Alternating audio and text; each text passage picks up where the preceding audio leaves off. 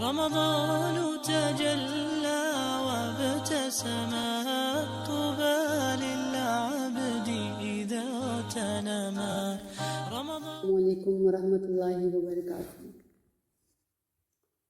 الحمد للہ وکفا وسلام علی عبادہ الذین اصطفى، اما بعد، قال اللہ تعالی فی القرآن المجید: یا ایہا الذین آمنوا کتب علیکم الصیام کما کتب علی الذین من قبلکم لعلکم تتقون۔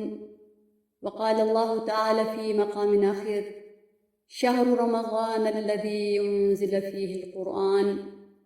وقال رسول الله صلى الله عليه وسلم في الحديث: اللهم بارك لنا في رجب وشعبان وبلغنا رمضان، أو كما قال عليه الصلاة والسلام: سبحان ربك رب العزة عما يصفون وسلام على المرسلين والحمد للہ رب العالمین۔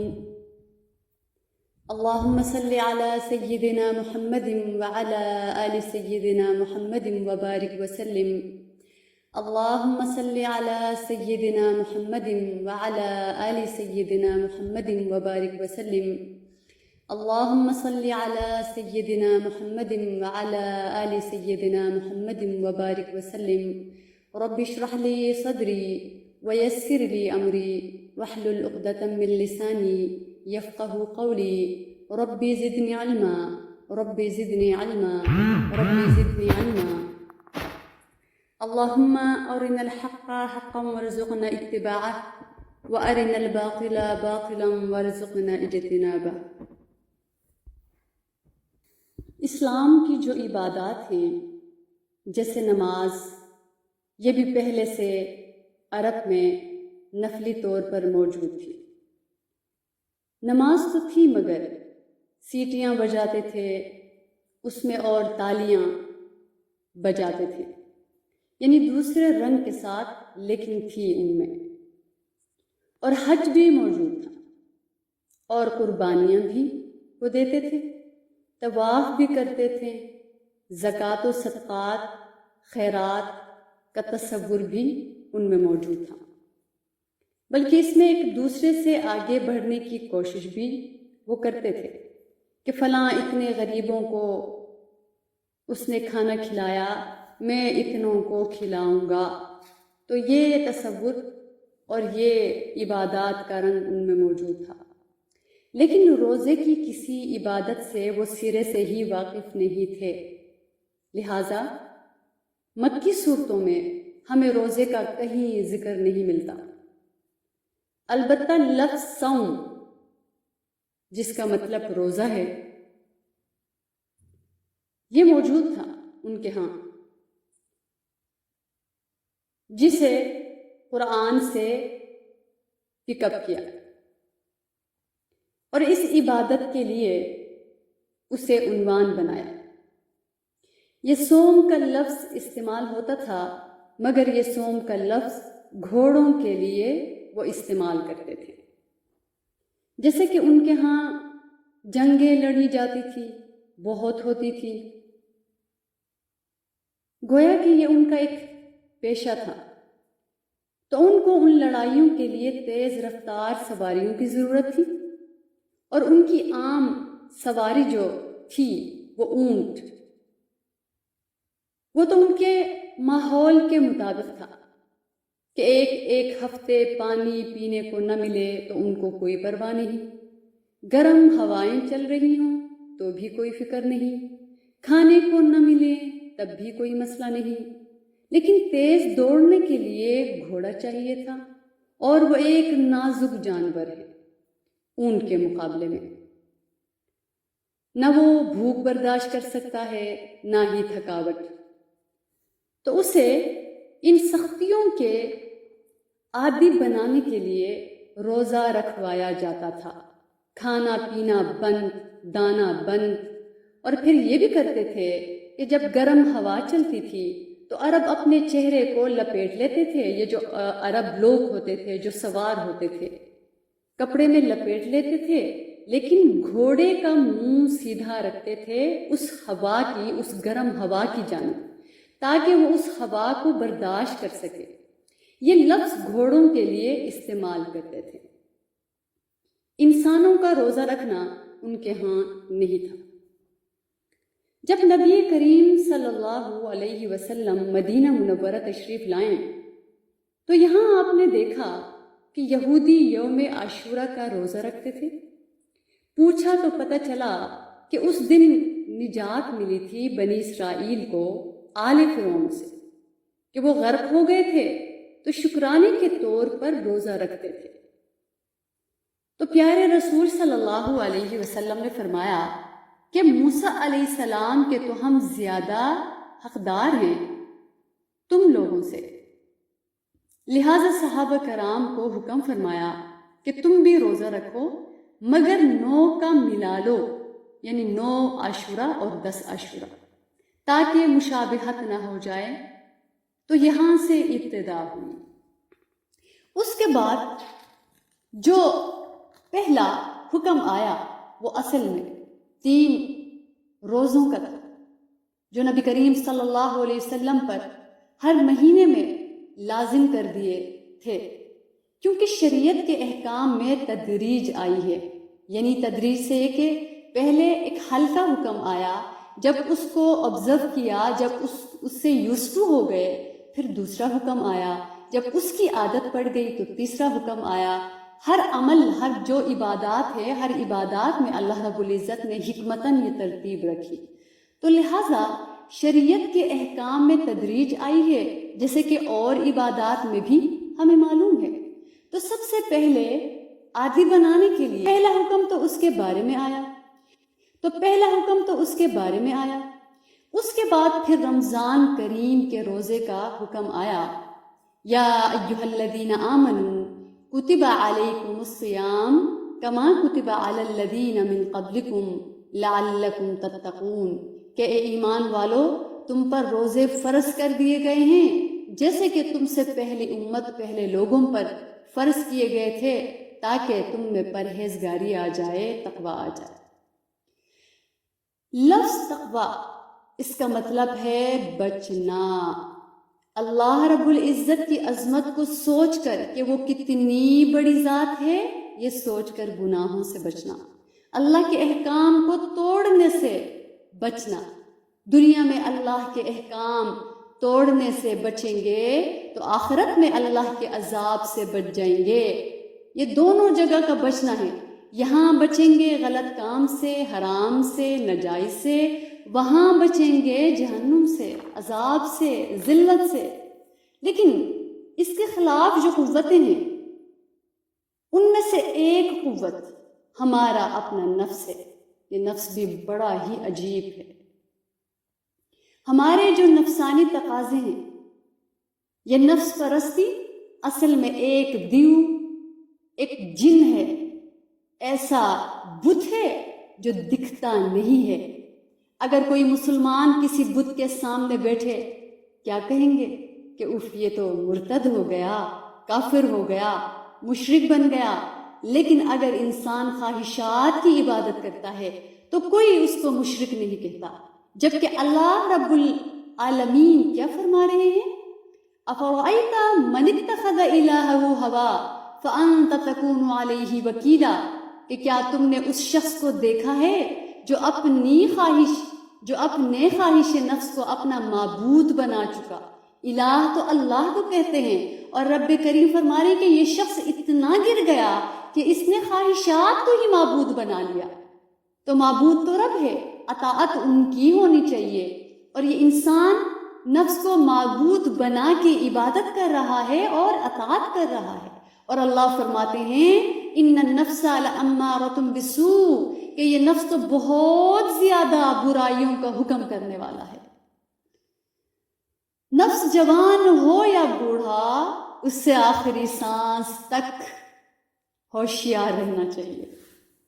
لوگ کہتے ہیں نا کہ فلاں کی فطرت اچھی نہیں ہے۔ نہیں، فطرت جو ہے وہ ہمیشہ اچھی ہوتی ہے۔ فطرت بری نہیں ہوتی، جو نیچر ہے وہ بری نہیں ہوتی۔ اللہ تعالیٰ کے رسول صلی اللہ علیہ وسلم نے خود فرمایا کہ ہر بچہ فطرت اسلام پر پیدا ہوتا ہے، اب اس کے ماں باپ ہیں جو اس کو یہودی عیسائی بناتے ہیں۔ تو فطرت ایک جیسی رہتی ہے، لیکن فطرت بنیادی طور پر اچھی ہی ہوتی ہے۔ اور پھر دوسری چیز ہے انٹینٹ، نیت ہماری، اور نیت، ارادہ، وہ انسان کے اوپر ہے۔ اچھی نیت کرے تو وہ اچھی ہے، بری نیت کرے تو وہ بری ہے۔ لیکن یہ جو نفس ہے یہ غصے کی حالت میں درندہ ہوتا ہے، گناہ کرتے وقت یہ بچہ ہوتا ہے، اور جس کے پاس نعمت ہو یہ نفس اس کو فرعون بناتا ہے، اور یہی نفس سخاوت کے موقع پر قارون ہوتا ہے کہ کنجوسی اس کے اندر آتی ہے کہ بس یہ میرا مال میرے ساتھ قبر میں ہی جائے، میں مال کا چوکیدار بن کر ہی دنیا سے رخصت ہو جاؤں۔ اور بھوک کی حالت میں یہ دیوانہ جانور ہوتا ہے۔ ایسا ہی ایک انسان اپنا پیٹ بھرنے کے لیے اپنے بچوں کو مارتا ہے، خودکشی کرتا ہے، غلط حرکت کرتا ہے، غلط کام کرتا ہے، چوری کرتا ہے، ڈاکہ ڈالتا ہے۔ اس نفس کے پیٹ کو بھرنے کے لیے ہم بہت کچھ کر جاتے ہیں، اور بھوک بھر جائے تو یہ مغرور لفظ استعمال کیا ہے کہ مغرور جانور ہوتا ہے۔ تو اگرچہ نفس طاقتور ہے مگر اس کو قابو نہ کیا جائے تو اور طاقتور ہو جائے گا، اور پھر پہلے یہ اپنی طاقت استعمال کرے گا اور انسان کو عزت کے مقام سے نیچے یہ گراتا ہے، اور ایک دن پوری قوت سے جہنم کی جلا دینے والی گہرائیوں میں یہ پھینک دے گا۔ یہ نفس ہے۔ اسی لیے انسان کا جو اندر ہے نفس ہے، اور نفس کی جو غذا ہے، نفس کی جو خوراک ہے وہ کھانا ہے، اناج ہے، اور اس کو پیور کرنے کے لیے تزکیہ کا لفظ استعمال ہوتا ہے۔ اور اسی طرح ہمارے اندر دل ہے، اس دل کو کی جو خوراک ہے وہ اللہ رب العزت کا ذکر ہے، اور اس کو صاف کرنے کے لیے تصفیہ کا لفظ بولا جاتا ہے۔ اور اسی طرح روح جو ہے اس کو منور کرنے کا جو ذریعہ ہے وہ دوام حضوری، یعنی غفلت سے بچنا، غفلت سے دور رہنا، اور اس کو منور کرنے کو تجلیہ کہا جاتا ہے۔ اور اسی طرح ذہن یہ فکروں کا مرکز ہے، تو اس کو فکروں سے پاک کرنے کے لیے، غلط سوچوں سے پاک کرنے کے لیے تطہیر فکر کا لفظ استعمال کیا جاتا ہے۔ تو اللہ اور انسان کے درمیان ایک بہت بڑا حجاب یہی ہمارا نفس ہے، کہ جب یہ بیچ میں آتا ہے انسان اللہ سے کٹ جاتا ہے، اللہ سے دور ہو جاتا ہے۔ قد افلح من تزکا وذکر اسم ربہ فصلی، کہ فرمایا کہ فلاح پا گیا وہ جس نے اپنے نفس کو پیور کیا، جس نے اپنے نفس کا تزکیہ کیا، اور وذکر اسم ربہ فصلی، اور اپنے رب کو یاد کیا، اپنے رب کا ذکر کیا اور نماز پڑھی۔ تو ذکر سے پہلے پاک ہو جاؤ، یہ جو سیلف پیوریفیکیشن ہے، اس جو نفس کا محاسبہ ہے، سیلف اسیسمنٹ، اس کے نفس کے لیے بہت ضروری ہے۔ قد افلح من زکاہا وقد خاب من دساہا، کامیاب ہو گیا وہ جس نے نفس کو پاک کیا، اور ناکام ہو گیا وقد خاب من دساہا، اور ناکام ہو گیا وہ جس نے اسے برباد کیا۔ تو دیکھیے دنیا میں جب تک ہم رہتے ہیں ہمارے جسمانی وجود، روحانی وجود وہ موجود ہے، یعنی جسم بھی موجود اور روح بھی موجود۔ جب ہمارا وقت دنیا سے ختم ہو جاتا ہے، ہمارا جسم مٹی میں چلا جاتا ہے اور ہماری روح واپس اللہ کے پاس چلی جاتی ہے، تو اب ان دونوں کے درمیان میں جو وجود ہے، ان دونوں کے روح اور جسم کے درمیان میں ایک وجود ہے جو خیالی وجود ہے، جو غیر محسوس، اس کو محسوس نہیں کیا جاتا، اور یہ وجود ہے جس کو نفس کہا جاتا ہے۔ ہمارا جسم ہے اور ہماری روح ہے، اور جو تیسری چیز ہے وہ درمیان میں، وہ ہمارا نفس ہے۔ تو یہ جو نفس ہے یہ انسان کو چلاتا ہے، اس سے انسان کا اگر نفس کی تربیت ہو جائے روح منور ہو جاتا ہے. تو اسی لیے اللہ تعالیٰ نے فرمایا جس نفس کو کہ وَنَفْسٍ وَمَا سَوَّاهَا، وَنَفْسٍ وَمَا سَوَّاهَا، تو جو ہمارا آپریٹنگ سسٹم ہے اس کو ہمارا نفس چلاتا ہے، جس کو چھوا نہیں جا سکتا، جس کو محسوس کیا جاتا ہے، جس کو چھو نہیں سکتے ہم، اس کو صرف محسوس ہم کر سکتے ہیں. اور نفس فکس نہیں ہوتا بلکہ اس کے سٹیجز ہوتے ہیں. یہ فکس نہیں ہوتا. مثال کے طور پر اس نفس کی کو سمجھانے کے لیے مثال کے طور پر 3 دوست وہ کھانا کھانے گئے. انہوں نے کھانا کھایا اور بعد میں جب گاڑی میں واپس آ رہے تھے تو ایک دوست نے ایک ٹیپ ایک نلکا وہاں سے نکال کر لے آیا اور دوسرے دوست نے پوچھا کہ یہ آپ نے کیوں کیا؟ تو بتایا کہ تم نے نہیں دیکھا کہ کھانا بہت مہنگا تھا، اس لیے میں نے یہ کیا تاکہ اپنا نقصان جو ہے وہ کم ہو جائے. تو دوسرے دوست نے کہا کہ ہاں یہ تو ہے، یعنی وہ قائل ہو گیا. دوسرا دوست پہلے نے غلط کیا، دوسرا جو ہے پہلے مان گیا لیکن پھر اس کے بعد اس کو جب سمجھایا وہ قائل ہو گیا کہ بالکل ایسا ہی ہے، مہنگا بہت تھا لہٰذا ٹھیک ہے ہمارا فائدہ ہوا کہ ان کا نقصان ہوا. تیسرے دوست نے کہا کہ یہ تو بتاؤ کہ جب ہم کھانا کھانے کے لیے بیٹھے تھے تو ہمارے سامنے مینیو آیا تھا، یعنی آرڈر کرنے سے پہلے سب پتہ تھا ہمیں، تو یہ دلیل صحیح نہیں ہے کہ ہم ان کی چیز چرا لیں. سو ہمیں یہ واپس کر کے ان سے معافی مانگنی چاہیے. تو یہ جو 3 دوست ہیں یہ ہمارے نفس کی 3 کیفیت کا نام ہے: نفس امارہ، نفس لوامہ اور نفس مطمئنہ. تو پہلے دوست کی مثال نفس امارہ کسی ہے کہ وہ ہر وقت برائی کی ترغیب دیتا ہے، وہ غلط چیزوں کی طرف لاتا ہے، وہ غلط کام کرواتا ہے. دوسرے دوست کی مثال نفس لوامہ کسی ہے کہ پہلے سوال کیا، دلیل دینے سے وہ بھی مان گیا برائی کے لیے، یعنی وہ ڈبل مائنڈڈ، اس کا اپنی رائے نہیں ہے. تیسرے دوست کی مثال نفس مطمئنہ کسی ہے جو فوراً پلٹ کے آتا ہے، جو رجوع کرتا ہے، جو توبہ کرتا ہے، جو بڑھتا جاتا ہے راہ حق. اسی لیے فرمایا ایتھا النفس المطمئنہ ارجعی الی ربک راضیۃ مرضیہ. تو دنیا میں انسان جو ہوتا ہے وہ نفس کا غلام ہوتا ہے عام طور پر. تو اس نفس کو قابو میں رکھنے کے لیے ایکسرسائزز دی گئی کہ ہم صبح سے شام تک ایک ماہ کے لیے حلال چیز بھی نہیں کھائیں گے، حالانکہ بھوک لگ رہی ہے کھانا پھر بھی نہیں کھانا، پیاس ہے پانی پھر بھی نہیں پینا، اللہ کا حکم نہیں ہے، جائز خواہش ہے مگر پوری نہیں کر سکتے. تو جب ہم یہ مشق کریں گے تو ہم میں قوت پیدا ہو جائے گی، جس کو عام الفاظ میں ضبط نفس کہا جاتا ہے. ضبط نفس کہتے ہیں یعنی اپنے نفس کو کنٹرول کرنا، اپنے نفس کو کنٹرول کرنا، اپنے نفس کو روکنا. کیونکہ اس نفس اور ہمارا جو معاملہ ہے وہ ایسا ہی ہے جیسے گھوڑا اور سوار. گھوڑا طاقتور اور سوار کمزور ہے تو پٹخ کے رکھ دے گا، ادھر ادھر مارے گا. ہاں اگر سوار اسٹرانگ ہے تو پھر گھوڑا سوار کے اشاروں پر دوڑے گا، جہاں چاہے گا اس کو لے کر جائے گا. تو نفس اگر منہ زور ہے تو وہ ہمیں کسی بھی وقت کسی بھی گناہ میں مبتلا کر سکتا ہے. تو نفس کو قابو میں رکھنے کے لیے اس نفس کو کنٹرول کرنا شریعت میں اپنے نفس کو کنٹرول کرنا ہے. سیلف انہیلیشن نہیں ہے، سیلف پیوریفیکیشن ہے کہ سیلف کو پیور کرنا ہے اور سیلف کو کچلنا نہیں ہے، اپنے نفس کو کچلنا نہیں ہے، اپنے نفس کو کنٹرول میں رکھنا ہے. تو انہیلیشن میں اور پیوریفیکیشن میں فرق ہے. پیور کرنا، اس کو صاف ستھرا کرنا، جھاڑو مارنا.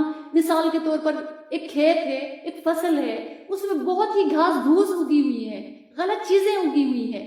تو جب تک اس کو صاف نہیں کریں گے جو وہ فصل کی طاقت ہے وہ چوس لیں گی. لہٰذا اس کے لیے کوئی کھاد استعمال کی جاتی ہے تاکہ وہ مر جائے، اور جب مرنے پہ فصل کو جگہ مل جائے وہ صحیح گروتھ کر سکے تو پھر اس کو کھاد ڈالی جاتی ہے. تو یہ روزہ اس فصل کے لیے، نیکیوں کے لیے کھاد کی مانند ہے.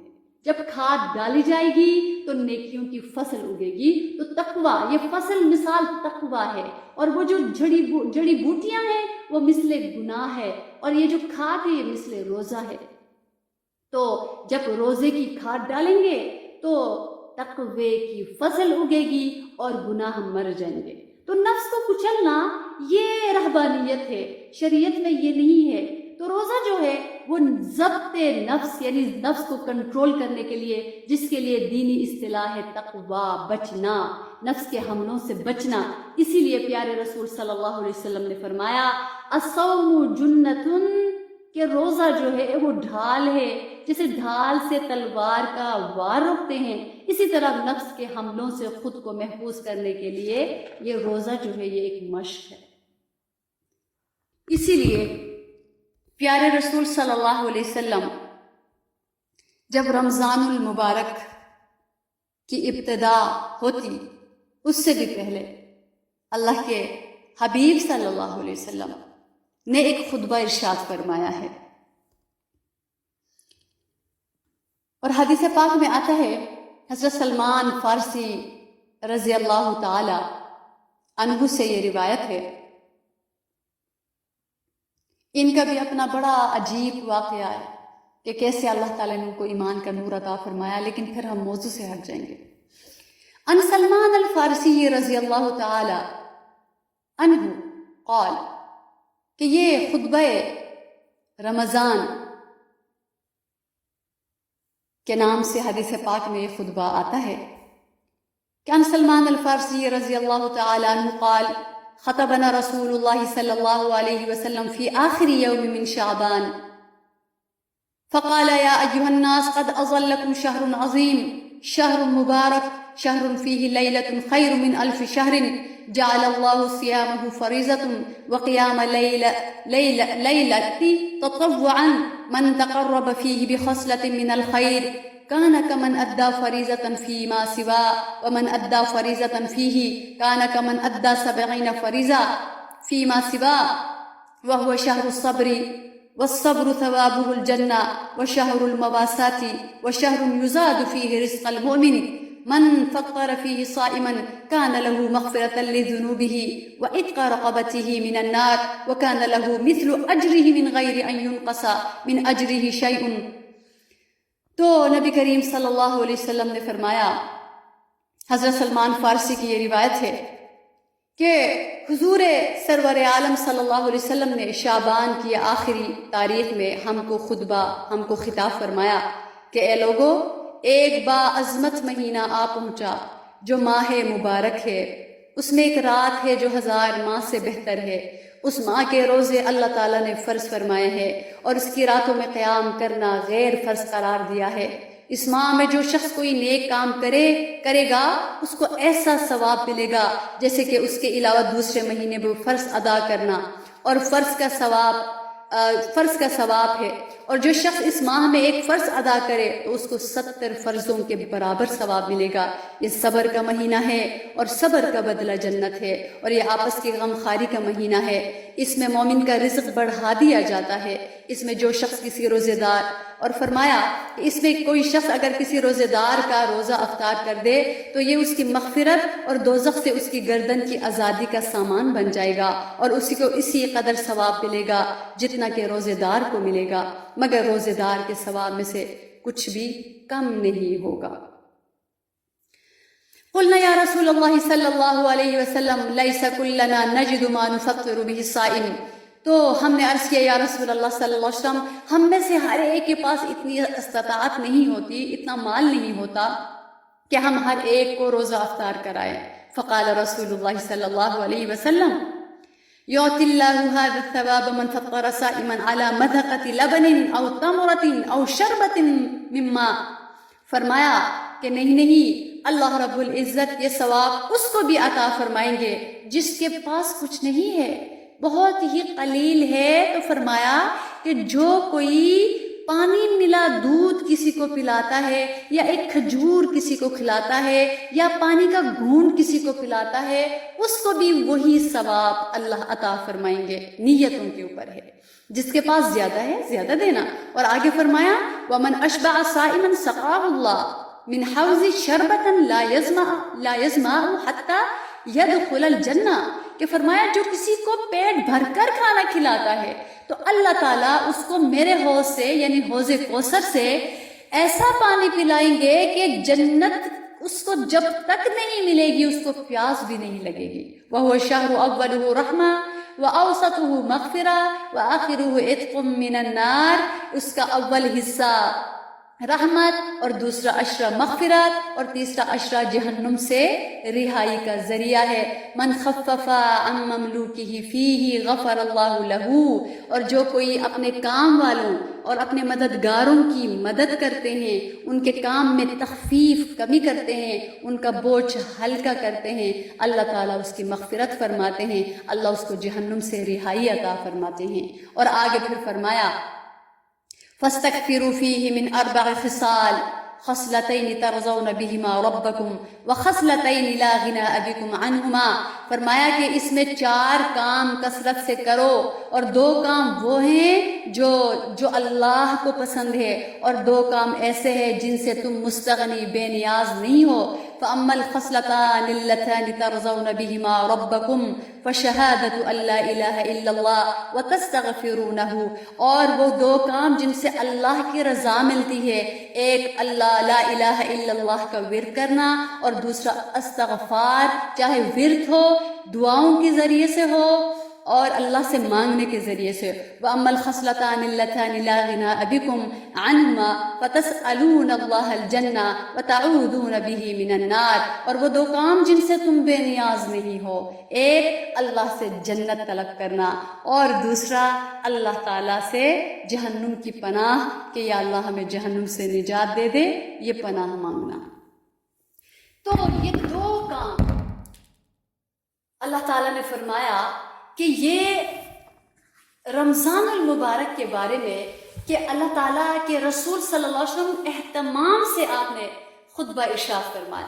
تو رمضان کو اسی لیے رمضان کہا جاتا ہے کہ رمضان آدمی کے نفس کو جلاتا ہے، اس لیے اس کو رمضان کہا جاتا ہے کہ اس مہینے میں انسان نیکی کی طرف جاتا ہے، اور بتایا گیا ہے کہ اس کی شدت کی وجہ سے، اس کی گرمی کے اثرات اور اس کے وجود پر جو مرتب ہوتے ہیں، تو یہ جو روزہ رکھنے کی وجہ سے ان سے اس کے گناہ جل جاتے ہیں، تو اسی لیے اس کو، اور اسی لیے بھی اس کو رمضان کہا جاتا ہے کہ اس مہینے میں شیطان جب قید ہو جاتا ہے تو شیطان بھی جہنم کی آگ میں ڈال دیا جاتا ہے اور وہ وہاں پر جلتا رہتا ہے۔ تو گویا وہ عظیم مہینہ رمضان کا مہینہ ہے جس مہینے میں ہمارے گناہ جلتے ہیں، جس مہینے میں ہمارا نفس اور شیطان جلتے ہیں، جس مہینے میں اللہ رب العزت ضبط کا مادہ انسان میں پیدا کر دیتے ہیں اور وہ ٹولریٹ کرتا ہے اور وہ اپنے آپ کو روکتا ہے۔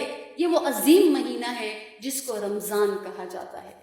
تو اسی لیے حضرت سلمان فارسی رضی اللہ تعالیٰ عنہ کی اس روایت میں کہ شعبان کے آخر میں پیارے رسول نے خطبہ دیا، اور اس میں سب سے پہلی جو بات ہے وہ کتنی پیاری کہ قد اظلکم شہر عظیم، کہ لوگوں تم پر بہت بڑا مہینہ آ رہا ہے۔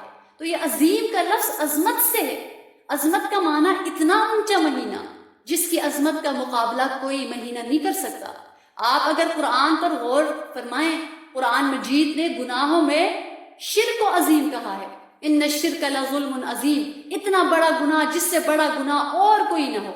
اور اللہ کی ذات پر غور کرے، وَهُوَ الْعَلِيُّ الْعَظِيمُ، کہ اللہ نے اپنی ذات کو عظیم کہا کہ اس سے بڑھ کر ذات کائنات میں کوئی نہیں ہے۔ اللہ نے پیغمبر کے متعلق کہا اِنَّكَ لَعَلَىٰ خُلُقٍ عَظِيمٍ، کہ مصطفیٰ صلی اللہ علیہ وسلم یعنی مصطفیٰ سے اخلاق میں عظیم کوئی نہیں ہے۔ تو قرآن پر غور کرے، اللہ نے قرآن کی صدق بیان کی ہے کہ قرآن مجید وہ مقدس کتاب ہے، وَلَقَدْ آتَيْنَا سَبْعًا مِنَ الْمَثَانِي وَالْقُرْآنِ الْعَظِيمِ، یعنی محبوب صلی اللہ علیہ وسلم یہ وہ کتاب ہے جو سب سے بڑی عظمت والی ہے۔ تو آپ یہ اندازہ فرمائیں کہ قرآن کو عظیم کہا، اور قرآن تمام کتابوں کی سردار ہے۔ پیغمبر کو عظیم کہا، وہ تمام نبیوں کے سردار ہے۔ اس امت کو عظیم کہا، فقد فاز فوزا عظیما، یہ امت تمام امتوں کی سردار ہے۔ اللہ تعالیٰ نے اپنی ذات کو عظیم کہا، اس سے بڑھ کر کائنات میں کوئی ذات نہیں ہے۔ قرآن نے شرک کو عظیم کہا، اس سے بڑھ کر گناہ کوئی نہیں ہے۔ اس لیے پیغمبر نے کہا قد اظلکم شہر عظیم، تم پر اتنا بڑا مہینہ آ رہا ہے کہ سال کے سارے مہینوں میں اس مہینے کا مقابلہ کوئی نہیں کر سکتا۔ یہ اتنا بڑا مہینہ ہے کہ اس مہینے کے تقدس اور عظمت کا مقابلہ دنیا کا کوئی بھی مہینہ کر ہی نہیں سکتا۔ تو اللہ تعالیٰ کے رسول صلی اللہ علیہ وسلم نے اسی لیے اس کو شہر عظیم فرمایا ہے۔ علماء نے لکھا ہے کہ رمضان ایک اہم مہینہ ہے۔ تاریخی طور پر بڑے عظیم ترین واقعات کا تعلق اسی مہینے کے ساتھ ہے، اسی ماہ مبارک کے ساتھ ہے۔ جب جنت کے دروازے کھول دیے جاتے ہیں وہ رمضان کا مہینہ، جب جہنم کے دروازے بند کر دیے جاتے ہیں وہ رمضان کا مہینہ، جس میں روزانہ جنت سجائی جاتی ہے یہی وہ بابرکت رمضان کا مہینہ، جس میں مچھلیاں روزے داروں کے لیے دعا کرتی ہیں رمضان کا مہینہ۔ اتنی بڑی بات جس کا اول حصہ رحمت، دوسرا حصہ مغفرت، آخری حصہ جہنم سے رہائی، جس میں سیدنا آدم علیہ السلام کو صحیفے ملے رمضان کا مہینہ، جس میں ابراہیم علیہ السلام پر صحیفے اترے رمضان کی 3 تاریخ تھی، حضرت موسیٰ علیہ السلام کو کوہ طور پر تورات عطا کی گئی رمضان کی 6 تاریخ تھی، حضرت داؤد کو زبور عطا کی گئی، اللہ عالم، لیکن یہ کتابوں میں آتا ہے۔ اور اسی طرح آمنہ کے در یتیم رؤوف الرحیم سیدنا محمد رسول اللہ پر پہلی وحی اتری وہ رمضان کا مہینہ۔ اللہ تعالیٰ نے اسی رمضان کو کتنی عظمتوں سے نوازا ہے۔ تو رمضان المبارک جیسا بابرکت مہینہ امت مسلمہ کے لیے اللہ کی بہت بڑی نعمت ہے۔ ہم لوگ مسلمان ہیں اور نسبت کے بہت زیادہ قائل ہیں اور نسبت کا بہت بڑا احترام کرتے ہیں۔ تو سمجھانے کے لیے کچھ مثالیں ہیں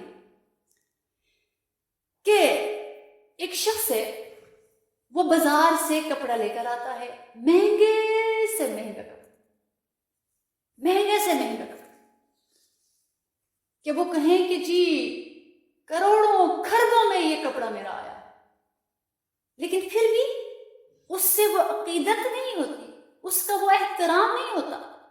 لیکن جو کپڑا بیت اللہ کے اوپر آ جاتا ہے اس کو ہم چومتے ہیں، اس کا ٹکڑا لینے کے لیے ہم درخواست کرتے ہیں، جب کوئی ہمیں اس کا ہدیہ دیتا ہے وہ ہمارے لیے اتنی بڑی سعادت کی بات ہوتی ہے۔ تو کپڑا تو وہ بھی ہے انتہائی مہنگا، لیکن کپڑا یہ بھی ہے، یہ بھی مہنگا، لیکن اس کی عقیدت ہے، اس کی عظمت ہے، اس کا احترام ہے جو کہ اس کا نہیں ہے۔ اور اسی طرح ایک لکڑی ہے، چاہے کتنی ہی مہنگی، چاہے کتنی ہی اس کی ڈیزائننگ کیوں نہ ہوئی ہو، پھر بھی بے شک ہم کہیں کہ انتہائی وہ ایکسپینسو ہم نے ڈیکوریشن پیس لیا ہے، لیکن پھر بھی اس کی وہ ویلیو نہیں ہوتی۔ ایک لکڑی ہے مسجد کے ممبر کے اوپر لگی ہے، محراب کے اوپر لگی ہے، وہاں پہ انسان اپنا سر رکھتا ہے، وہاں پر بیٹھ کر اللہ کی تسبیح کرتا ہے، اس کی کتنی ویلیو ہے۔ اس میں ناپاک ہو کے بندہ نہیں بیٹھتا، اس میں ناپاک ہو کے بندہ نہیں، وہاں سجدہ رکھتا ہے، وہاں سجدے میں سر رکھ کر اللہ کی عظمتوں کو بیان کرتا ہے۔ مہنگی لکڑی وہ بھی، لیکن اس کی عظمت کوئی نہیں ہے، اس کا احترام کوئی نہیں۔ اور اسی طرح کوئی بھی کاغذ لے لے، کوئی بھی پیج لے لے، اس کے اوپر کوئی بھی ڈیزائننگ ہوئی ہو، بہت ہی اس کے اوپر پینٹنگ ہوئی ہو، اس کو سنبھالا جاتا ہے، اس کی حفاظت ہوتی ہے، اس کی بولی لگتی ہے۔ بے شک اس کی قیمت کی وجہ سے لوگ قائل تو ہوتے ہیں، لیکن ایک پیج ہے جس پر اللہ کا نام لکھا ہوتا ہے، قرآن کی آیت ہوتی ہے لکھی ہوئی، تو مسلمانوں کے لیے وہ کتنی عظمت کی بات ہوتی ہے کہ اس کو اٹھا کر ایک مسلمان چومتا ہے، آنکھوں سے لگاتا ہے۔ اگر اس کی بنسبت کوئی بھی پیج نیچے گر جائے اس کی کوئی ویلیو نہیں ہے۔ اور لیلۃ القدر میں قرآن اترا، لیلۃ القدر تمام راتوں کی سردار بنی، جیسے کہ قرآن کریم کہتا ہے انا انزلناہ فی لیلۃ القدر، بے شک ہم نے اس عظمت والی رات میں قرآن اتارا۔ تو معلوم ہوا کہ قرآن کریم کی نسبت لیلۃ القدر کو عظمت ملی۔ قرآن کہتا ہے شہر رمضان الذی انزل فیہ القرآن، یہ رمضان وہ مہینہ ہے جس میں اللہ نے قرآن اتارا ہے۔ تو آپ کو قرآن کی نسبت کا اندازہ ہوگا، اسی لیے رمضان تمام مہینوں کا سردار ہے۔ اس کی سرداری کا سبب یہ ہے کہ اس کی نسبت قرآن کے ساتھ ہے۔ قرآن پاک ایک ایسا کلام ہے جس کی نسبت رب رحمان کے ساتھ ہے۔ اب اس کا اندازہ کریں کہ جس کی نسبت اللہ کے ساتھ ہے، جو قرآن پڑھتا ہے وہ گویا ایسے ہیں جیسے اللہ سے باتیں کر رہا ہے۔ یہ ایک ایسی نسبت ہے جس نسبت کی وجہ سے اس مہینے کو عظمت ملی ہے۔ اس خصوصیت کو سمجھیں ہم کہ قرآن اس امت کے حصے میں آیا، جس نبی کے پاس یہ قرآن آیا وہ نبی بھی اس امت کے حصے میں آئے، جس مہینے میں قرآن آیا وہ مہینہ بھی صرف اس امت کے حصے میں آیا۔ مہینہ سب امتوں کو ملے، رمضان اس امت کو ملا، کتابیں سب امت کو ملی، قرآن اس امت کو ملا، نبی سب امت کو ملے، نبی آخر الزمان اس امت کو کے حصے میں آئے۔ تو اللہ تعالیٰ کے رسول بھی اس امت کا حصہ ہے، قرآن بھی اس امت کا حصہ ہے، ماہ رمضان بھی اس امت کا حصہ ہے۔ یہ کتنی بڑی بات ہے۔ تو رمضان کوئی عام مہینہ نہیں ہے، اس کی عظمت کے لیے یہی بہت بڑی بات ہے کہ قرآن اترا ہے۔ تو پروردگار کی یہ چاہت ہے کہ ہم اپنے جسم کو اعمال کے لیے اور اپنے دل کو اللہ کے لیے خالی کریں، نہ کہ کام کاج کے لیے۔ تو رمضان کی تیاری اعمال سے ہم کریں۔ اللہ کے بڑے نیک بندے وہ اعمال سے تیاری کرتے تھے، رمضان المبارک میں سارے کام چھوڑ دیا کرتے تھے، سارے کاموں کو روک دیا کرتے تھے کہ اب تو اللہ کا مہینہ آ گیا، اب تو اللہ سے ملاقات کرنی۔ تو ہمیں اپنے رب کی طرف رجوع کرنا چاہیے، مانگنا چاہیے کہ یا کریم رب ہمیں اپنے دین کی توفیق دے دے، تاکہ ہمیں پتہ چل سکے کہ کیسے آپ کے ہاں رمضان کی تیاری آپ کے ہاں کسے کہتے ہیں۔ اسی لیے حدیث پاک کا مفہوم ہے کہ اگر لوگوں کو پتہ چل جائے رمضان کے اوقات کتنی قیمتی ہیں، تو اللہ رمضان المبارک میں کیا کچھ عطا فرماتے ہیں، تو بندہ یہ چاہت کرے کہ اس میں کتنا بندہ اللہ کے قریب ہو جاتا ہے، کتنا جڑ جاتا ہے، تو لوگ تمنا کریں کہ اے اللہ رمضان کو مستقل کر دے، مہینے کے بعد ختم نہ ہوا کرے۔ تو جب افطاری کا وقت قریب آئے تو ہم اپنے رب کے سامنے سوالی بن جائے کہ اے رب کریم، ایک ہے لوگوں کا پانی سے روزہ کھولنا اور ایک ہے آنسوؤں سے روزہ کھولنا، تو اے اللہ میں چاہتی ہوں کہ آنسوؤں کے پانی سے پہلے روزہ کھولوں اور پانی سے روزہ بعد میں کھولوں۔ تو رمضان کی اہمیت کو ہم بہرحال حدیث پاک میں آتا ہے کہ نبی کریم صلی اللہ علیہ وسلم نے فرمایا کہ میں تمہیں بتاؤں کہ اللہ تعالیٰ کسی بندے کو ایک روزے کے بدلے میں کتنا دیں گے؟ اتنا تو دیں گے جتنا مشرق اور مغرب کا فاصلہ ہے، اس کو اتنا جہنم سے دور فرمائیں گے۔ تو حدیث پاک میں آتا ہے عن ابی ہریرہ رضی اللہ تعالی عنہ اذا دخل رمضان فتحت ابواب السماء وفي روایت فتحت ابواب الجنہ وغلقت ابواب جہنم وسلسلت الشیاطین وفي روایت ابواب الرحمہ، کہ جب رمضان المبارک کا مہینہ داخل ہوتا ہے تو آسمان کے دروازے کھول دیے جاتے ہیں، سبحان اللہ، اللہ کی رحمت کی برسات برستی ہے۔ اور ایک روایت میں ہے کہ جنت کے دروازے کھول دیے جاتے ہیں۔ تو اللہ سے دعا ہوگی یا اللہ آپ جب جنت کے دروازے کھول دینا تو ہمارے نام بھی جنتیوں میں لکھ دینا، اور اس دروازے کو پھر ہم پر بند نہ فرما، اور جب ہم وہاں آ جائیں اس دروازے پہ تو آپ کے فرشتوں کو پتہ ہو کہ ان ناموں کو ہم درج کر چکے ہیں، ان کو جنت ملنی چاہیے، اور جہنم کے دروازے بند کر دیے جاتے ہیں۔ تو اس لیے خوب مانگے یا اللہ ہم پر کبھی ان دروازوں کو نہ کھولنا، یا اللہ وہ آپ کے غضب کی جگہ ہے، وہ آپ کے غیظ کی جگہ ہے، وہ آپ کی نافرمانی کی جگہ ہے، وہ آپ کی انتہائی ناراضی کی جگہ ہے، اور شیطان کو جگڑ دیا جاتا ہے۔ ایک روایت میں ہے کہ رحمت کے دروازے کھول دیے جاتے ہیں، اللہ اکبر۔ اور اسی طرح ایک روایت میں آتا ہے فی الجنت ثمانیۃ ابواب، کہ جنت کے جو 8 دروازے ہیں ان میں سے ایک کا نام باب الریان ہے، جو کہ مشہور روایت ہے۔ اور اسی طرح حضرت ابو ہریرہ سے ہی روایت ہے کہ من صام رمضان ایمانا واحتسابا غفر له ما تقدم من ذنبه، کہ جو کوئی رمضان المبارک کا روزہ رکھتا ہے ایمان کے ساتھ اور پل پل ثواب کی ایک نیت کرتا ہے کہ یہ عمل، یہ جو میں نے کام کیا، یہ جو میں نے صفائی کی، یہ جو میں نے برتن دھوئے، یہ جو کپڑے استری کیے، یا میں بیٹھ کر میں نے ذکر کیا، یا ایک اچھی بات سوچی، اٹھ گئے، بیٹھ گئے، چل لیے، کچھ بھی کیا، ایک نیت کی ایمانا و احتسابا غفر له ما تقدم من ذنبه، تو اللہ تعالیٰ اس کے گناہوں کو معاف فرماتے ہیں۔ ومن قام رمضان ایمانا و احتسابا، اور جو رمضان کی راتوں میں قیام کرتا ہے، عبادت کرتا ہے، نمازیں پڑھتا ہے، تراویح پڑھتا ہے ایمان اور احتساب کے ساتھ، تو اللہ تعالیٰ اس کے بھی پچھلے گناہوں کو معاف فرماتے ہیں۔ ومن قام لیلۃ القدر ایمانا واحتسابا غفر له ما تقدم من ذنبه، اور جو کوئی اس لیلۃ القدر میں ایمان اور احتساب کے ساتھ روزہ رکھتا ہے، لیلۃ القدر میں قیام کرتا ہے، غفر له ما تقدم من ذنبه، اللہ تعالیٰ اس کے بھی گزشتہ گناہوں کو معاف فرماتے ہیں۔ اللہ اکبر کبیرہ، کہ اللہ تعالیٰ ایسا لگتا ہے مغفرت کا سمندر جاری فرماتے ہیں رمضان کریم کے موقع پر۔ تو ہر پھول کا رنگ اور خوشبو الگ الگ ہوتی ہے، گو کہنے کو سبھی خوشبو ہے۔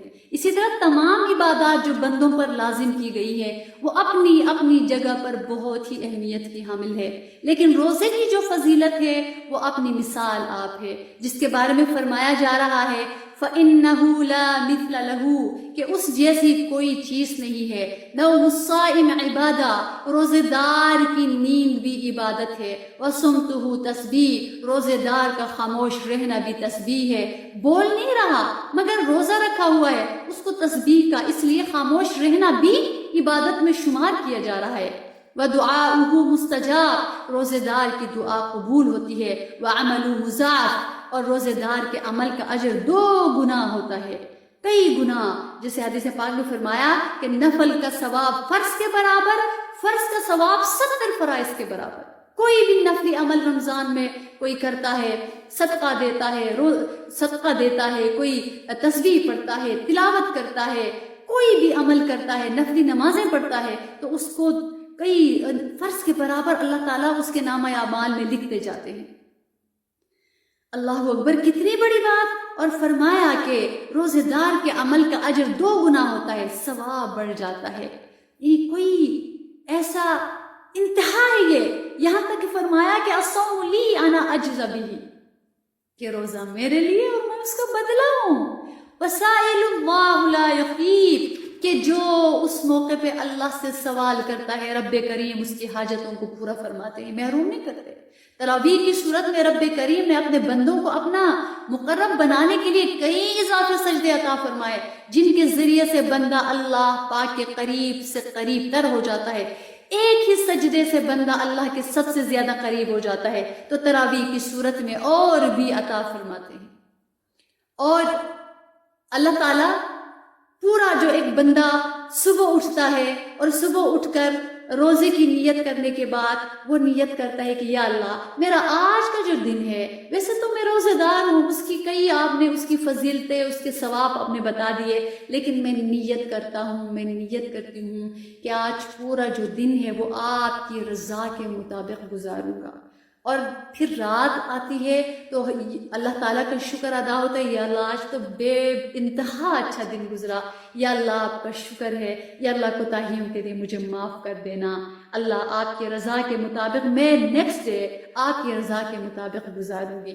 تو یہ ڈیلی ہم کریں گے، اللہ تعالیٰ کو اور بھی اپنے بندوں کے اوپر پیار آئے گا۔ اعتکاف کی نیت کر کے بیٹھے، جب بھی ہم نماز کے لیے جائیں، تلاوت کے لیے جائیں، خاص طور پر جو ڈیوٹیز کی جو بچیاں ہوتی ہیں، مینجمنٹ کی بچیاں ہوتی ہیں، ظاہر ہے کوئی بھی ایڈمن کا کام ہے، یا کوئی اپنے جو ہے عبادت کی جگہ پہ خواتین آ گئی، عموماً ہمیں یہ نیت یاد نہیں رہتی، کہ بلکہ عام دنوں میں بھی جب بھی عبادت کی نیت ہو، ساتھ میں اعتکاف کی بھی نیت کریں کہ یا اللہ جتنا وقت میں اس عبادت میں گزاروں گی، تلاوت کروں گی، ذکر کروں گی، دعا مانگوں گی، نماز پڑھوں گی، یہ سارا مجھے اعتکاف نیت ہو گئی تو اس کا وہ پورا وقت اعتکاف میں گزر گیا۔ تو یہ اس نیت کو مستحضر رکھے جب نیک عمل کے لیے بیٹھے۔ صدقے کا ایک باکس رکھ لیجئے اپنے گھر میں، ویسے تو صدقہ کرنا چاہیے، زکوٰۃ تو دیتے ہی ہیں ہم، لیکن دیگر صدقات جیسے نبی کریم صلی اللہ علیہ وسلم کے بارے میں آتا ہے کہ آپ تیز آندھی سے بھی زیادہ سخی ہو جاتے تھے، جیسے تیز آندھی جسے درخت اکھڑ جاتے ہیں، چھتیں گر جاتی ہیں، پتے جڑ جاتے ہیں، تو فرمایا حضرت عائشہ نے کہ میرے رسول تو اس آندھی سے بھی زیادہ سخی تھے، جب ہوتا بھی نہیں تھا لے کے دیتے تھے کسی سے، اتنی سخاوت۔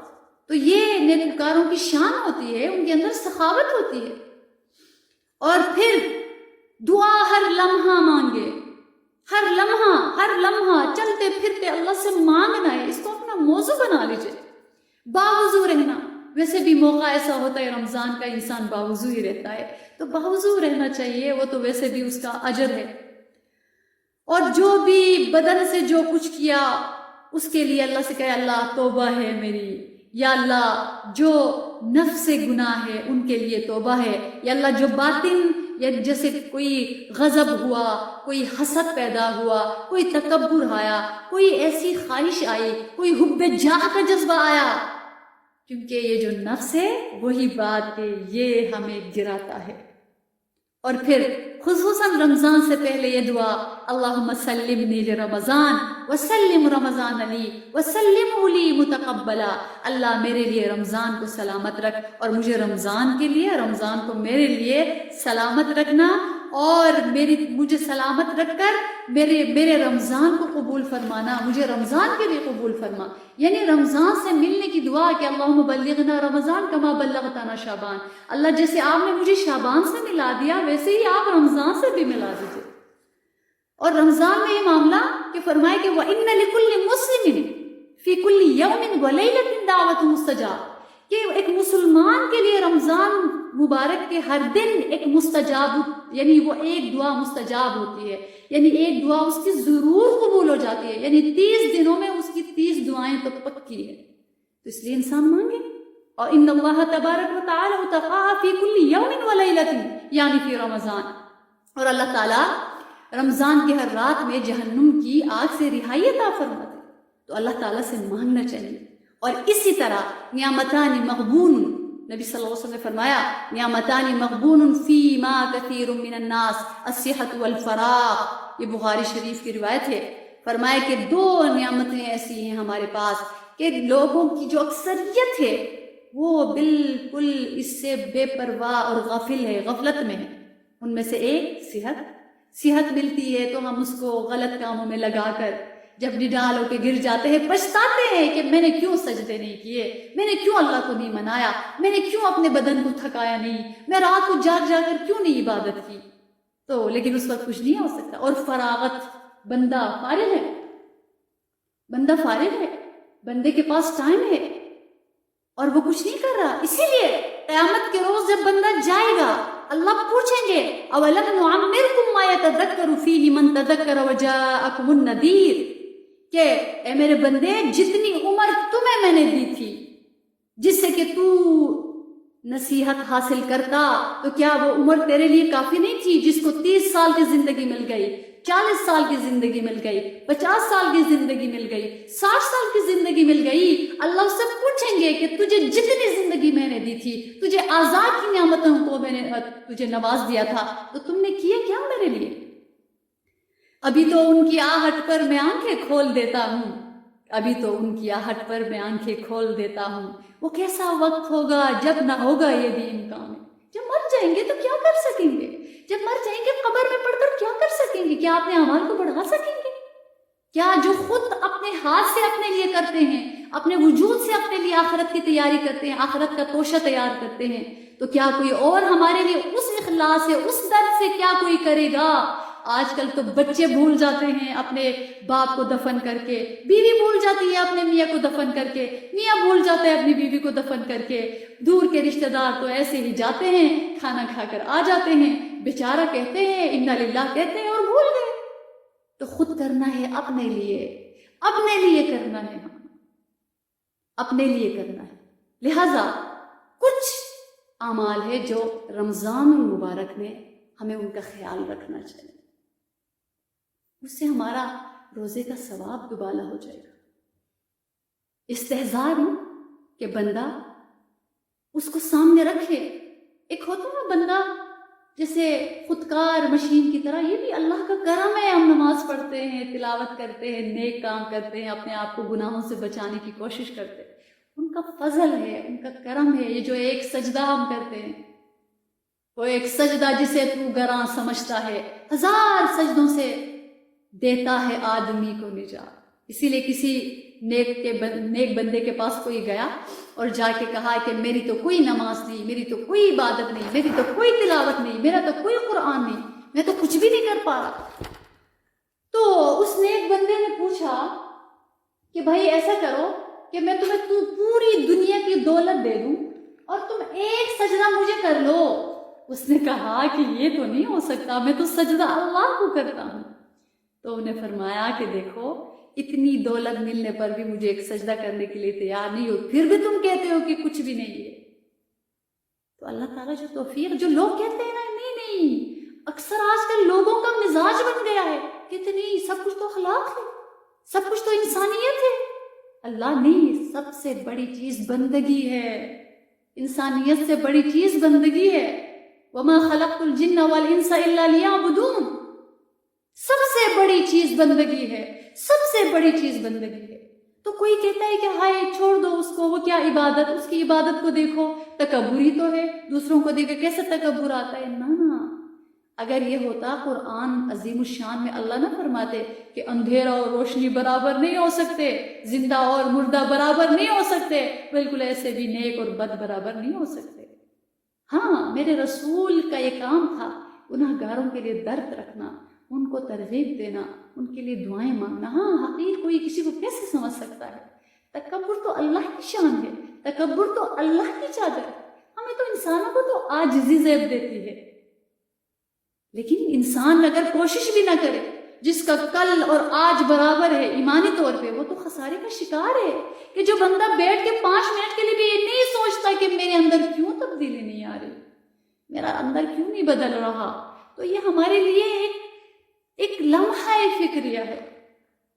اسی لیے ہم رمضان المبارک میں کچھ کام کریں. تو پہلی بات کہ رمضان کریم، رمضان المبارک بندے کی اطاعت اور فرمانبرداری کا بہترین ذریعہ ہے. وہ بھی خاص طور سے روزے کا عمل. وہ اس بات کی خبر دیتا ہے کہ وہ کھانا جو انسانی زندگی کا بنیادی نقطہ ہے، کچھ عرصے تک مسلسل کھانا پینا چھوڑ دے وہ زندہ ہی نہیں رہ سکتا، مگر یہ بندہ مومن اپنے رب کی فرمانبرداری میں لذیذ کھانے چھوڑ دیتا ہے، میٹھی نیند وہ چھوڑ دیتا ہے، اور وہ یہ قربانی پیش کر کے یہ بتانا چاہتا ہے کہ ہماری تمام خواہشات کی بنیادی نقطہ ہے اللہ رب العالمین کا امر ہے، اللہ کا حکم ہے، انہوں نے حکم دیا، ہم بجا لا رہے ہیں. ان صلاتی و نسکی و محیایا و مماتی للہ رب العالمین، کہ بے شک ہماری نماز، ہماری قربانی، ہماری زندگی اور یعنی ہمارا جینا اور ہمارا مرنا رب العالمین کے لیے ہے. رضیت باللہ ربم و بالاسلام دینا و بمحمد نبیہ. تو رمضان کریم اور روزے دار پوری دنیا کو یہ بتاتا ہے کہ مومن کی زندگی میں تمام افعال، اعمال، احوال، اس کے سارے اقوال، اس کا سارا کردار اور سیرت کا جو سینٹر پوائنٹ ہے، جو مرکزی نقطہ ہے، وہ اللہ کا حکم ہے. وہ جیتا ہے اللہ کے حکم پر، وہ مرتا ہے اللہ کے حکم پر.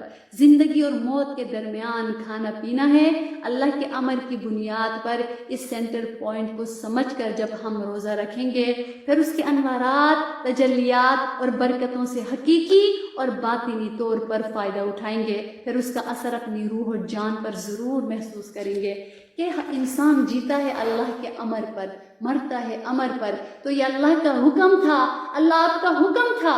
ہم نے آپ کے لیے روزہ رکھا، ہم آپ کے لیے بھوکے ہیں، ہم آپ کے لیے پیاسے ہیں، ہم نے آپ کے لیے اپنی خواہشات کو ترک کر دیا، ہم آپ کے لیے اپنی آنکھوں کو روک رہے ہیں، آپ کے لیے اپنے کانوں کو روک رہے ہیں، آپ کے لیے اپنی زبان کو روک رہے ہیں، آپ کے لیے اچھے کام کریں. جب کوئی اپنے ماں باپ کو راضی کرنے کے لیے بھی اچھا کام کرتا ہے، اپنے استاد کو راضی کرنے کے لیے بھی اچھا کام کرتا ہے، ان کے دل سے ان کے لیے دعائیں نکلتی ہیں، پھر وہ بچے دعائیں کروانے والے نہیں، دعائیں لینے والے بن جاتے ہیں. تو بالکل رب کریم تو بہت زیادہ قدردان ہے. تو جب بندہ اللہ رب العزت کی اطاعت میں ان کے امر کو اہمیت دے کے اللہ کے حکم کو اپنے اوپر غالب کرتا ہے کہ میرے رب کا حکم ہے، تو اللہ تعالیٰ اس کی قدر فرماتے ہیں. ایک بات تو لہٰذا یہ چیز ہو، اس چیز کا استحضار ہو کہ میرے رب کا حکم ہے. ایک تو ہوتا ہے نا کہ ایک عادت بن گئی، رمضان آئے گا روزہ رکھیں گے. اکثر لوگوں کی ایک عادت بھی بن جاتی ہے کہ ایک طبیعت میں چیز آ جاتی ہے کہ ضرور نماز پڑھنی ہے، ضرور روزہ رکھنا ہے. الحمدللہ یہ کرم ہے، لیکن اس کا استحضار کہ یہ میرے رب کا حکم ہے، یہ کوئی عام بات نہیں ہے. اسی لیے تو رکھتے ہیں لوگ گرمیوں میں بھی، سردیوں میں بھی، سفر کی حالت میں، گھر میں. کئی لوگ سفر کی حالت میں بھی نہیں چھوڑتے، ان کو ہوتا ہے کہ نہیں جی سفر تو سہولت پر مبنی ہے، اس میں اتنی مشقت تو نہیں ہے، میں کیوں روزہ چھوڑوں. تو جو لوگ روزے سے محبت کرتے ہیں وہ نہیں چھوڑتے. دوسری بات، خوف و رجا اور خشیت، کہ روزہ رکھنے کے بعد ہر وقت اللہ کریم کا خوف رہے کہ اللہ تعالیٰ ہماری اس عبادت کو قبول کرے، کریں تب بھی ڈرے، نہ کریں تب بھی ڈرے. حضرت فاروق اعظم رضی اللہ تعالیٰ عنہ ایک جملہ کہا کرتے تھے، فرماتے تھے لوگوں قیامت کے دن اللہ تعالیٰ یہ اعلان کر دے کہ آج سب کے سب جنت میں جائیں، صرف ایک آدمی کو جہنم بھیجوں گا. فرمایا میں اللہ کے قہر سے اتنا ڈرتا ہوں. کون ہے وہ فاروق اعظم؟ کون ہے وہ جن کو جنت کی بشارت مل چکی؟ اور کون ہے وہ خلیفہ رسول؟ اور فرماتے ہیں کہ اللہ کے قہر سے اتنا ڈرتا ہوں کہ شاید وہ جہنم میں جانے والا عمر ہی نہ ہو. اگر قیامت کے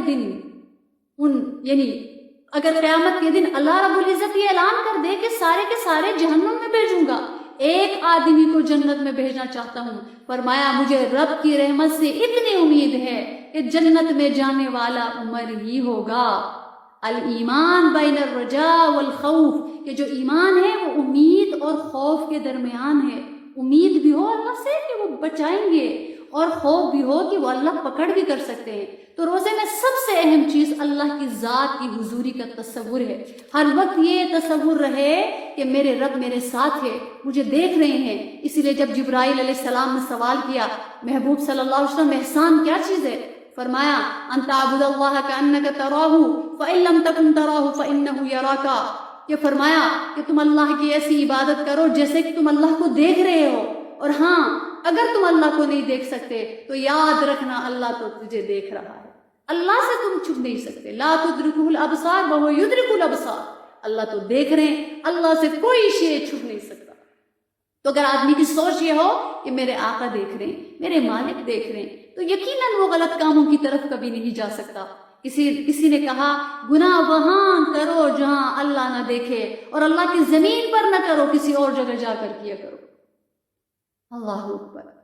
حضور صلی اللہ علیہ وسلم نے فرمایا کہ بڑے راتوں کو جاگنے والے ہیں جن کو راتوں کو جاگنے کے سوا اور کچھ نہیں ملتا، انہی نفسانی اخلاقی روحانی برائیوں کی وجہ سے. اور فرمایا بہت سے روزے دار ایسے ہیں جن کو پورا پورا دن بھوک اور پیاس سے جو گزارتے ہیں، لیکن شام سوائے بھوکا رہنے کے ان کو کوئی فائدہ نہیں ہوتا. اللہ اکبر کبیرہ. بندہ روزہ بھی رکھے اور وہ قبول بھی نہ ہو، یہ کتنی بڑی بات ہے.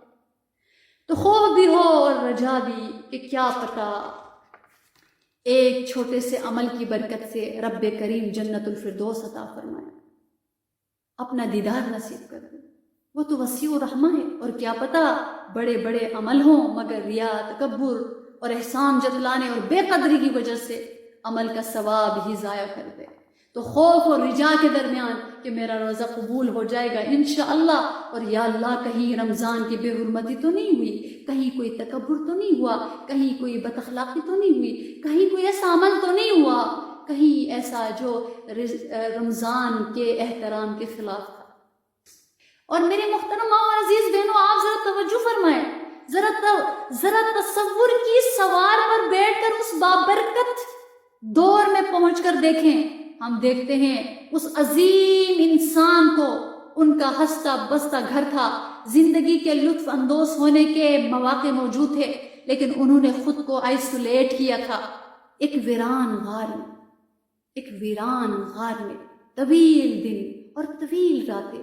ہمارے آقا انبیاء کے امام، رحمت عالم، دارین کے سردار اور محبوب رب العالمین صلی اللہ علیہ وسلم کتنے قیمتی دن غار ہرا میں گزار رہے تھے۔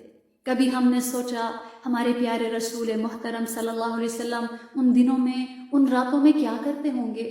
تنہائی حبیب کبریا آقائے نامدار صلی اللہ علیہ وسلم کو عزیز ہو گئی، اس لیے کہ ایک بڑی تبدیلی آنے والی تھی، جس کے بارے میں میرے آقائے مدنی صلی اللہ علیہ وسلم خود بھی نہیں جانتے تھے۔ ایک بڑی تبدیلی سے پہلے کتاب اللہ کے امین، انسانیت کے نجات دہندہ صلی اللہ علیہ وسلم سب سے کٹ کر غور و فکر میں مصروف ہے۔ کیا کبھی ہم نے سوچا کہ اس تنہائی کے لیے میرے آقائے کریم صلی اللہ علیہ وسلم کو کس نے مجبور کیا؟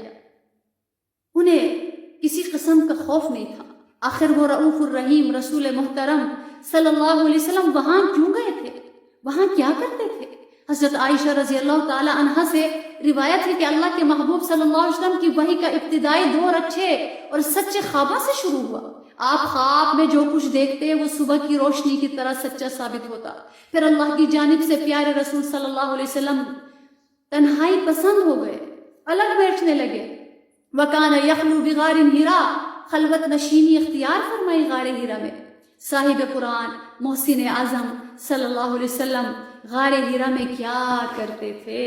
کئی دن، کئی راتیں مسلسل عبادت، ذکر الہی میں، غور و فکر میں مصروف رہتے تھے۔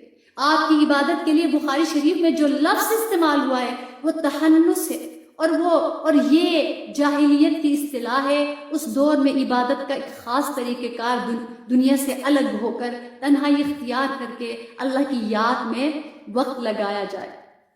ہمارے آقا صلی اللہ علیہ وسلم یہ وقت ایسے ہی گزارا تھا۔ آقا کریم صلی اللہ علیہ وسلم کا گھر آنے کو جی نہیں چاہتا تھا، توشہ لے کر چلے جاتے، اور زاد راہ میں کیا ہوتا تھا؟ ذرا غور کیجئے، کچھ کھجوریں، ستو، پانی، جب ختم ہو جاتا واپس تشریف لاتے۔ کبھی زوجہ محترمہ بھی پہنچا دیا کرتی تھی۔ وہ کیا چیز تھی جس نے گھر سے نکالا؟ ارد گرد کے ماحول میں ایسی تبدیلیاں تھیں، لوگوں کے حالات، معاملات اور اخلاق ایسے تھے، ایسے گرے ہوئے تھے، جس کی وجہ سے رسول کریم صلی اللہ علیہ وسلم کے لیے ممکن ہی نہیں تھا کہ آپ ان کی اصلاح کر سکتے، اور نہ یہ ممکن تھا کہ ایسے حالات میں پیارے رسول صلی اللہ علیہ وسلم سکون کے ساتھ اپنے گھر والوں کے ساتھ رہ سکتے۔ لہٰذا تنہائی اختیار فرمائے، یہاں تک کہ رحمت دو عالم صلی اللہ علیہ وسلم کے پاس غار ہرا میں سیدنا حضرت جبرائیل علیہ السلام آئے اور قرآن عطا ہوا۔ یہ رمضان کریم کا مہینہ تھا اور نزول قرآن کا آغاز تھا۔ آج ہم انہی یادوں کو دہرانے جا رہے ہیں۔ وہی مہینہ ہمارے قریب ہے، اور ہم نے دیکھنا یہ ہے کہ ہم اس مہینے کا استقبال کیسے کرتے ہیں۔ اللہ تعالیٰ کی طرف سے حالات ایسے پیدا ہو گئے جس میں ہم اللہ کے ذکر میں، اس کائنات پر غور و فکر میں، اللہ کے کلام کو حفظ جان بنانے میں، اپنے آقا کریم صلی اللہ علیہ وسلم کی سیرت، ان کی تعلیمات کو جاننے میں وقت لگا سکتے ہیں۔ یہ جو موقع مل رہا ہے یہ بے سبب نہیں ہے۔ کوئی تبدیلی اس گلوب میں آنے والی ہے، وہ کیا ہوگی، کب آئے گی، کیسے آئے گی، بہت سی پیشگوئیاں موجود ہیں۔ اپنے اپنے وقت میں سب کچھ ہوتا چلا جائے گا۔ یہ دیکھنا ہے کہ اس دوران ہم نے کیا کرنا ہے، ان دنوں میں کس طرح ہم اپنی ذات کی طرف، اپنے باطن کی طرف توجہ دے سکتے ہیں، جو عام دنوں میں مشکل تھا۔ ایک یہ بات، اس بات کو سامنے رکھنا ہے کہ رمضان اس طریقے پر کیسے گزار سکتے ہیں جس طریقے پر آقا صلی اللہ علیہ وسلم گزار رہے تھے۔ دوسرا یہ غور کرنا ہے کہ اس سال تو پچھلے رمضان سے پہلے کی زندگی کیسی تھی اور اس رمضان میں کیسی تھی، کہ اس پچھلے رمضان میں کیسی تھی اور اب کیسی ہے، اور رمضان المبارک کے لیے جو آ رہا ہے ہم نے کیا سوچا۔ ایٹ لیسٹ ہم نیت تو کر سکتے ہیں کہ ہم کچھ تو خود کو بنائیں. جیسے ایک بچہ کسی بھی ملک میں رہتا ہو، اس کی بولی بچے کو آ جاتی ہے نا، تو ہم کوشش کریں، دعا مانگے رب سے کہ اللہ تقوی کی بولی ہمیں آ جائے، اللہ اور رسول سے وفا کی بولی ہم سیکھیں، اطاعت کی بولی ہم میں آ جائے. ایک ماہ کے بعد جب اس کو رخصت کرے، اس رمضان کریم جو آنے والا ہے، یہ سایہ فگن ہے، تو اس کے رنگ میں ہم رنگے ہوئے ہوں. اپنے پورے رمضان کو ایک تحفے کی مانند رب کریم کے حضور پیش کرے، وہ دے کر مسکرائے، حضور کریم صلی اللہ علیہ وسلم کی شاباشی مل جائے، فرشتے ہمارے رمضان کی نورانیت اور روحانیت کو دے کر جھوم اٹھے، مخلوقات استغفار کریں اور دعا مانگے ہمارے لیے. اللہ کرے ایسا ہی ہمارا رمضان گزرے، اللہ کرے. تو یہ سیکھنا، یہ غور کرنا کہ وہ محبوب ہستی انہوں نے کیا کیا، ان کو قرآن ملا، کیا ہم ان کی امتی ہیں، ان کے نقش قدم پر چلنا ہمارے لیے اعزاز کا باعث ہے. تو ہم کچھ تو کر لیں، کم سے کم لوگوں سے ملنا رکھیں رمضان المبارک میں. اگر رکھیں بھی تو دینی اعتبار سے رکھیں، جہاں پہ ہم کچھ ہمیں سیکھنے کو ملے، کچھ ہمیں سنورنے کو ملے، کچھ اپنی زندگیوں کو بدلنے کو ملے. اور چوتھی بات، والذین جاہدوا فینا لنہدینہم سبلنا، اور فرمایا جو میری راہوں میں مشقت اٹھاتے ہیں تو میں ان کے لیے اپنے دروازے کھول دیا کرتا ہوں. اور فرمایا پیارے رسول نے کہ ہم جہاد اصغر سے یعنی جنگ سے جہاد اکبر کی طرف یعنی نفس سے جہاد کرنے کی طرف لوٹ رہے ہیں. تو جہاد بالسیف، جہاد بالعلم، جہاد بالقلم، جہاد بالمال کے علاوہ ہر وہ عملوی جہاد ہے جس میں مجاہدہ ہو نفس کے ساتھ کشمکش کرنی پڑے، باطل سے مقابلہ کرنا پڑے. ایک بار عورتوں نے حضور انور صلی اللہ علیہ وسلم کی خدمت میں آ کر جہاد میں شرکت کی اجازت چاہی، تو نبی کریم صلی اللہ علیہ وسلم نے فرمایا کہ تمہارا جہاد تو حج مبرور ہے، یعنی کیونکہ حج کے موقع پر سفر کی مشقتوں کو برداشت کرنا جہاد ہے، تو لہٰذا تمہارے لیے وہ جہاد ہے. تو فرمایا تم جہاد میں کیوں شرکت کر رہی ہو، تمہارا جہاد تو حج ہے. ایک اور جگہ فرمایا ظالم بادشاہ کے سامنے حق بات کہہ دینا بہت بڑا جہاد ہے. حق بات کہہ دینا یہ بادشاہ ہی نہیں ہے، یعنی کئی دفعہ ہم جن کو بہت بڑا سمجھتے ہیں، اگر غلطی ہو بڑے طریقے سے کہہ دینا یہ بہت بڑا جہاد ہے. اگر اسے پہلے ہی سمجھ جائے تو یہ بہت بڑی بات ہے، نہیں تو کہہ دینا یہ بھی جہاد ہے. یوں ہی اپنے نفس کو دبانا، خواہشات کو دبانا، اللہ کے حکم کو غالب رکھنا یہ بھی جہاد ہے، یہ بھی مجاہدہ ہے. آقا کریم صلی اللہ علیہ وسلم نے فرمایا کہ 3 قسم کے آدمیوں سے اللہ محبت کرتے ہیں اور ان پر ہنستے ہیں اور ان سے خوش ہوتے ہیں. ان میں سے فرمایا ان میں سے ایک وہ ہے جس کی بیوی خوبصورت ہو اور اس کے پاس بہترین نرم بستر ہو، لیکن وہ قیام کرنے کے لیے رات کو کھڑا ہو جاتا ہو. اللہ اکبر. اللہ تعالیٰ فرماتے ہیں کہ میرے بندے نے اپنی خواہشات، اپنی شہوت، اپنی جائز خواہش کو ترک کر دیا اور میرا ذکر کر رہا ہے اور مجھ سے سرگوشی کر رہا ہے. اگر یہ چاہتا تو سو بھی سکتا تھا. اور ایک اور وہ جو قافلہ سمیت سفر پر ہو، وہ رات کو کچھ حصہ جاگنے کی وجہ سے چور ہو گیا ہو، تھک گیا ہو اور آخر میں سو گیا ہو، لیکن وہ شخص خوشی ناخوشی میں سحری کے وقت اٹھ گیا ہو سفر کی حالت میں، تو فرض نماز تک مشکل ہو جاتی ہے، کہاں انسان تہجد پڑھے. تو ایسے شخص کے لیے آقا کریم صلی اللہ علیہ وسلم کی دعا ہے، فرمایا کہ اللہ اس شخص پر رحم فرمائے جو رات کو اٹھ کر نماز پڑھتا ہے اور اپنی بیوی کو جگاتا ہے.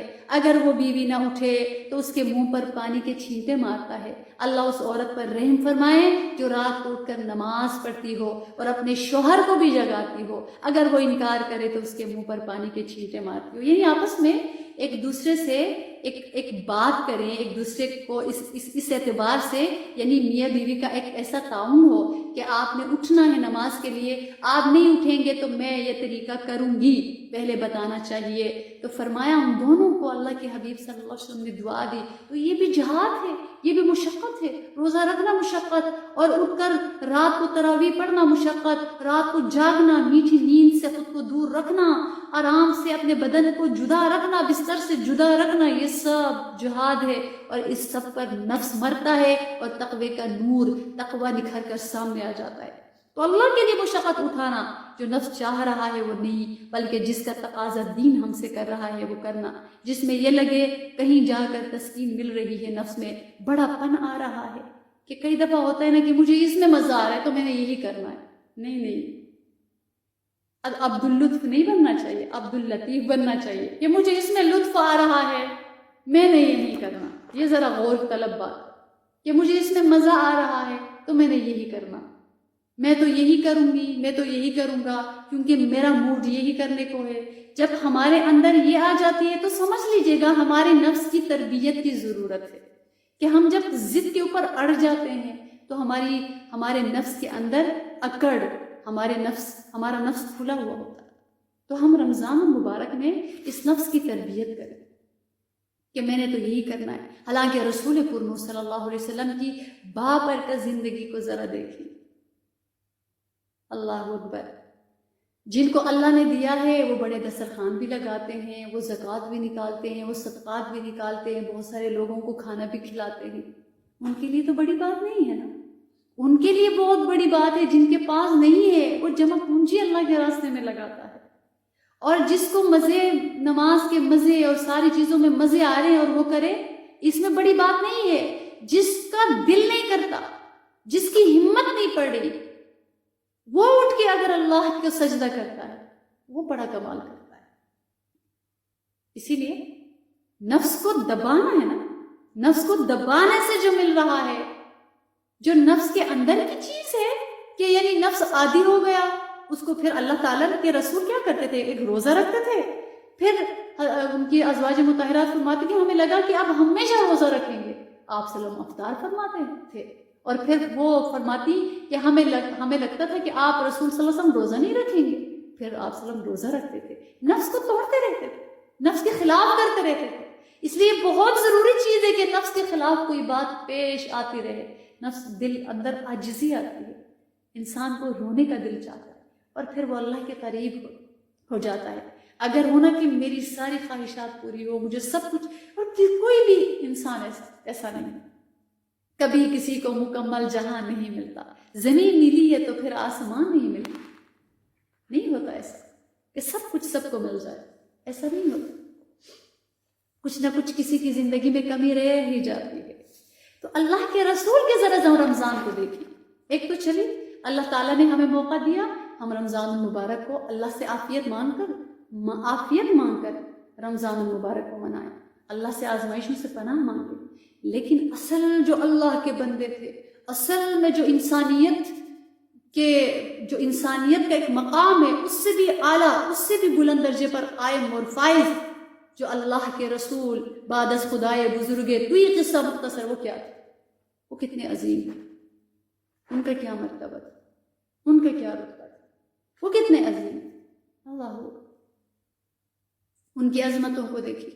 رمضان مبارک ہے، تراویح کا موسم ہے، روزوں کا موسم ہے، افطاری کا موسم ہے، سحری کا موسم ہے، ذکر کا موسم ہے، تلاوت کا موسم ہے، اور محمد الرسول اللہ کی موجودگی کی نور ہے، انوارات اور تجلیات کی بارش ہو رہی۔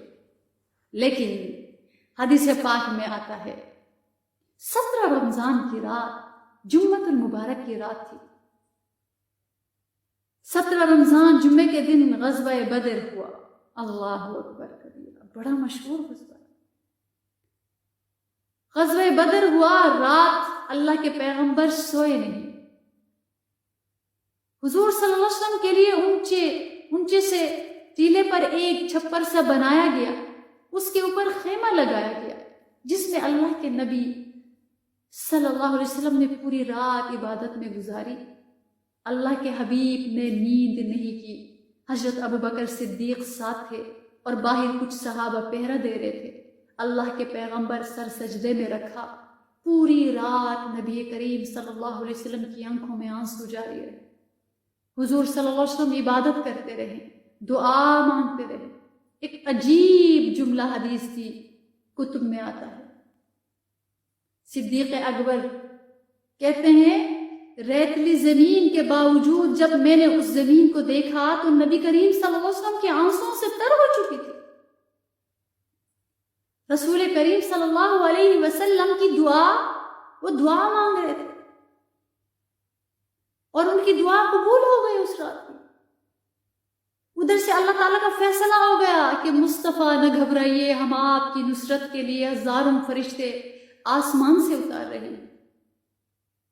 313 آدمی، 2 گھوڑے، 70 اونٹ، 8 زرہ، 6 تلواریں، اتنا مختصر سا اثاثہ لے کر پیغمبر میدان جہاد میں آئے۔ اور صحابہ کی اپنی حالت یہ ہے کہ کسی کے پاؤں میں جوتے نہیں، کسی کے سر پر پگڑی نہیں، کسی کے جسم پر کرتا نہیں، تن تنہا ہاتھوں میں چھڑیاں لے کر آئیں، تلواریں پوری نہیں، نیزے پورے نہیں، ہتھیار پورے نہیں، اونٹ پورے نہیں، گھوڑے پورے نہیں، صرف چھڑیاں لے کر صحابہ پیغمبر کے اشارے پر آئے۔ اس لیے آئے کہ ان کا یقین تھا کہ اللہ، ہم دین کی کامیابی تیرے حکم میں سمجھتے ہیں، تیرے پیغمبر کے طریقے میں سمجھتے ہیں۔ تلوار میں کامیابی نہیں دینی، پیغمبر کے اشارے میں کامیابی ہے۔ نبی صلی اللہ علیہ وسلم نے چلنے کو کہہ دیا، اس لیے ہم چلنے کو تیار ہے۔ ہمارے پاس اسلحہ نہیں، کیسے جا کے لڑیں گے؟ جانا ہمارا کام ہے، اللہ فتح دینا تیرا کام ہے، اللہ فتح دینا تیرا کام ہے۔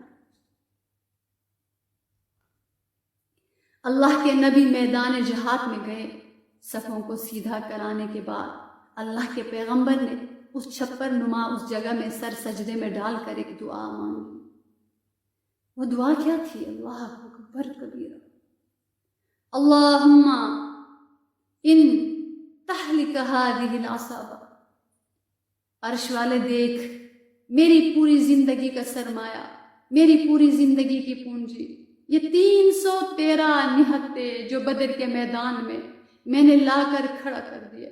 اے اللہ، یہ میرا سرمایہ ہے، ان کے جسم پر کپڑے نہیں ہیں، ان کے پاؤں میں جوتے نہیں ہیں، ان کے پاس اسلحہ نہیں ہے، ان کے پاس طاقت نہیں ہے۔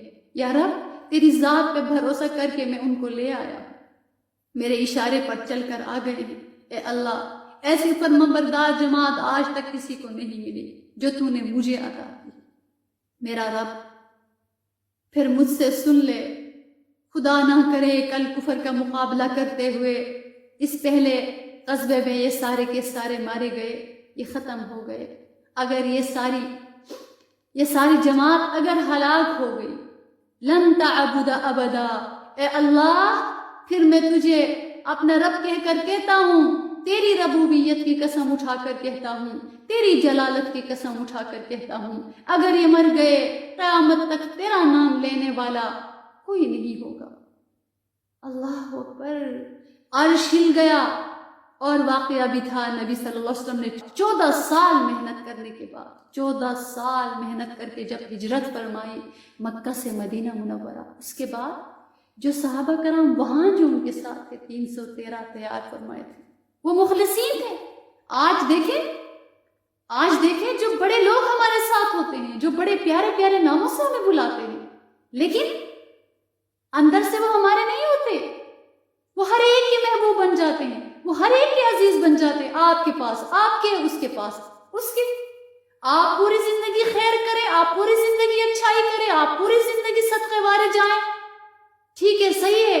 اگر آپ کی طرف سے ایک تلخی ہو گئی تو آپ وہ ایک تلخی یاد رہ جاتی ہے، باقی کوئی تعلق باقی نہیں رہتا۔ اگر ہمارا بس چلے، اگر ہمارا بس ہو تو ہم سب اپنے لیے ڈھیر انچ کی مسجد بنا کر بیٹھ جاتے ہیں، ہمیں کچھ نہیں یاد رہتا، ہمیں کوئی اپنے مخلص یاد نہیں رہتے۔ یہ ہماری اوقات ہے، یہ ہمارے دل کی کیفیت ہے، یہ ہمارے نفس کا احوال ہے۔ اتنا موٹا قال اللہ، قال رسول اللہ کی صدائیں گونجتی ہیں، واہ واہ، کیا بات ہے، کیا بیان ہے، کیا دعا ہے، کیا مناجات ہے، اور اندر نفس ایسا اکڑا ہوا، ایسا موٹا۔ اور وہی بات کہ قیامت کے قریب لوگ آئیں گے، قرآن پڑھیں گے، لیکن وہ حلق سے نیچے نہیں جائے۔ ایسا ہی حال ہے ہمارا، جب ہمارا واسطہ پڑتا ہے نا، جب موقع آتا ہے، یہی کچھ سامنے آ جاتا ہے۔ اس لیے سب سے پہلے ہم اپنے نفس کی اصلاح کریں. یہ جو ہم قرآن سنتے سناتے ہیں اور پھر جو ہمارا کچھ نہ کچھ نیکیوں سے واسطہ ہے، جو ہم گرتے ہیں نا ایسے زمین پہ پٹک جاتے ہیں، تو بہت ضروری ہے اپنے عمل کا محاسبہ، کچھ تنہائی میں وقت خود کو دینا کہ میں کیا ہوں، تو کبھی نہ بھولنا. تو اس لیے اگر ہم نظر دوڑائیں نا، یہ جو ہمیں پہنچاتے ہیں نا K2 پہاڑ پہ، یہ سب سے پہلے گراتے ہیں. اور پھر کون ہوتا ہے؟ اللہ اللہ اللہ. اور اللہ کے رسول فرما رہے، اے میرے رب، 14 سال محنت کرنے کے بعد یہ 313 تیار کیے. کتنے مخلص تھے وہ، بغیر ہتھیار کے نکل رہے. وہ آج مٹ جاتے تو دین آگے کیسے تھے؟ بدر کے میدان میں نبی کریم صلی اللہ علیہ وسلم نے کہا کہ اگر آج مٹ گئے تو قیامت تک کبھی اسلام زندہ نہیں ہوگا. وہ ایک کیفیت تھی، وہ ایک لمحہ تھا جو میرے رسول آپ دیدہ ہو گئے. تو اس وقت وہ روزے کی حالت میں تھے، اس وقت وہ روزے دار تھے، اس وقت 17 رمضان المبارک تھا، اور وہ جہاد کی حالت میں. وہ اپنے صحابہ کو لے کر جہاد، کیسی سحری کیسی افطاری. ہم تو رمضان سے پہلے اپنی فریج بھر بھر کر بیٹھ جاتے ہیں کہ کچھ کمی نہ ہو، سب کچھ ہو جائے. ایک طرف سے نفس کو مارتے ہیں، ایک طرف سے اسی نفس کو موٹا کرنے کے ذرائع تلاش کرتے ہیں. اس کو مارنا کیسے ہے، یہ سبق ہم نے نہیں سیکھا. ہم نے ایک طرف نفس کو ہم پال رہے ہیں، دوسری طرف کہہ رہے ہیں نفس کو مارنا ہے. ایک طرف مار رہے، ایک طرف کھلا رہے، ایک طرف مار رہے، ایک طرف اس کو موٹا کرے. تو سوچنا یہ ہے کہ اس نفس کو کیسے ہم اس کی تربیت کریں گے، اس نفس کو کیسے ہم دبائیں گے، اس نفس کو کیسے ہم لگام پہنائیں گے، اور کس طرح سے ہم اللہ کو منائیں گے. تو اس لیے ہمارا سب سے بڑا دشمن شیطان کے بعد یہ نفس ہے. بہت سارے لوگ اس لیے دور ہو جاتے ہیں کہ فتنے، شیطان، لیکن ان سے بھی بہت سارے لوگ اس لیے ہم سے دور ہو جاتے ہیں کہ نفس نے دور کر دیا ہے ہم سے. اس لیے ذرا ہم تھوڑا سا اپنے سر کو جھکائے، میں بھی، آپ بھی، ہم سب، کہ اللہ رمضان تو آ رہا ہے، رمضان تو آئے گا، اس نے تو آنا ہی ہے اور گزر بھی جانا ہے. لیکن یا اللہ اتنے رمضان المبارک میری زندگی میں آئے، آپ کا کرم ہے. ایک اور ملنے جا رہا ہے، یا اللہ ہمیں رمضان سے ملا دینا، یا اللہ خیر و عافیت سے رمضان کو گزار دینا. ہم اس کو منائیں، ہم اس کو گزارے نا. لیکن یا اللہ کیا میں اس قابل ہوں؟ کیا میں نے اپنی ایسی تربیت کی؟ ہم ظاہر کو تو روزہ رکھوا رہے ہیں، ہم اپنی زبان کو، اپنے معدے کو تو روزہ رکھوا رہے ہیں، پھر اس روزے کو معدے کی حد تک تو نہ رکھے نا. پھر آنکھوں کو بھی روزہ رکھوائے، پھر کانوں کو بھی رکھوائے، پھر زبان کو بھی رکھوائے، پھر نفس کو بھی رکھوائے، پھر روح کو بھی رکھوائے، پھر دل کو بھی رکھوائے، پھر ہاتھوں کو بھی رکھوائے، پھر پاؤں کو بھی رکھوائے. یہ روزہ ہے. ایک دن بھی ایسا روزہ رکھ کے دیکھیں نا، ایسا نفس تڑ پائے گا نا، اس دن ایسا خراب کرے گا روزے، اسی دن ہی غلط کام ہوگا، اسی دن ہی غلط بات ہوگی، اسی دن ہی کوئی. تو اس لیے ہم اپنے نفس کو دیکھیں، ہم کیا ہیں، ہماری اوقات کیا ہیں. اللہ تعالیٰ نے یہ گوشت پوست کو ہمارے اوپر چڑھا کر ہمیں چھپا دیا ہے، ورنہ ہمارے اندر کی بدبو اگر اللہ کھول دیتے لوگ میلوں ہم سے دور ہو جاتے. آج آدمیت لحم و شحم و پوست نیست، آدمیت جز رضائے دوست نیست.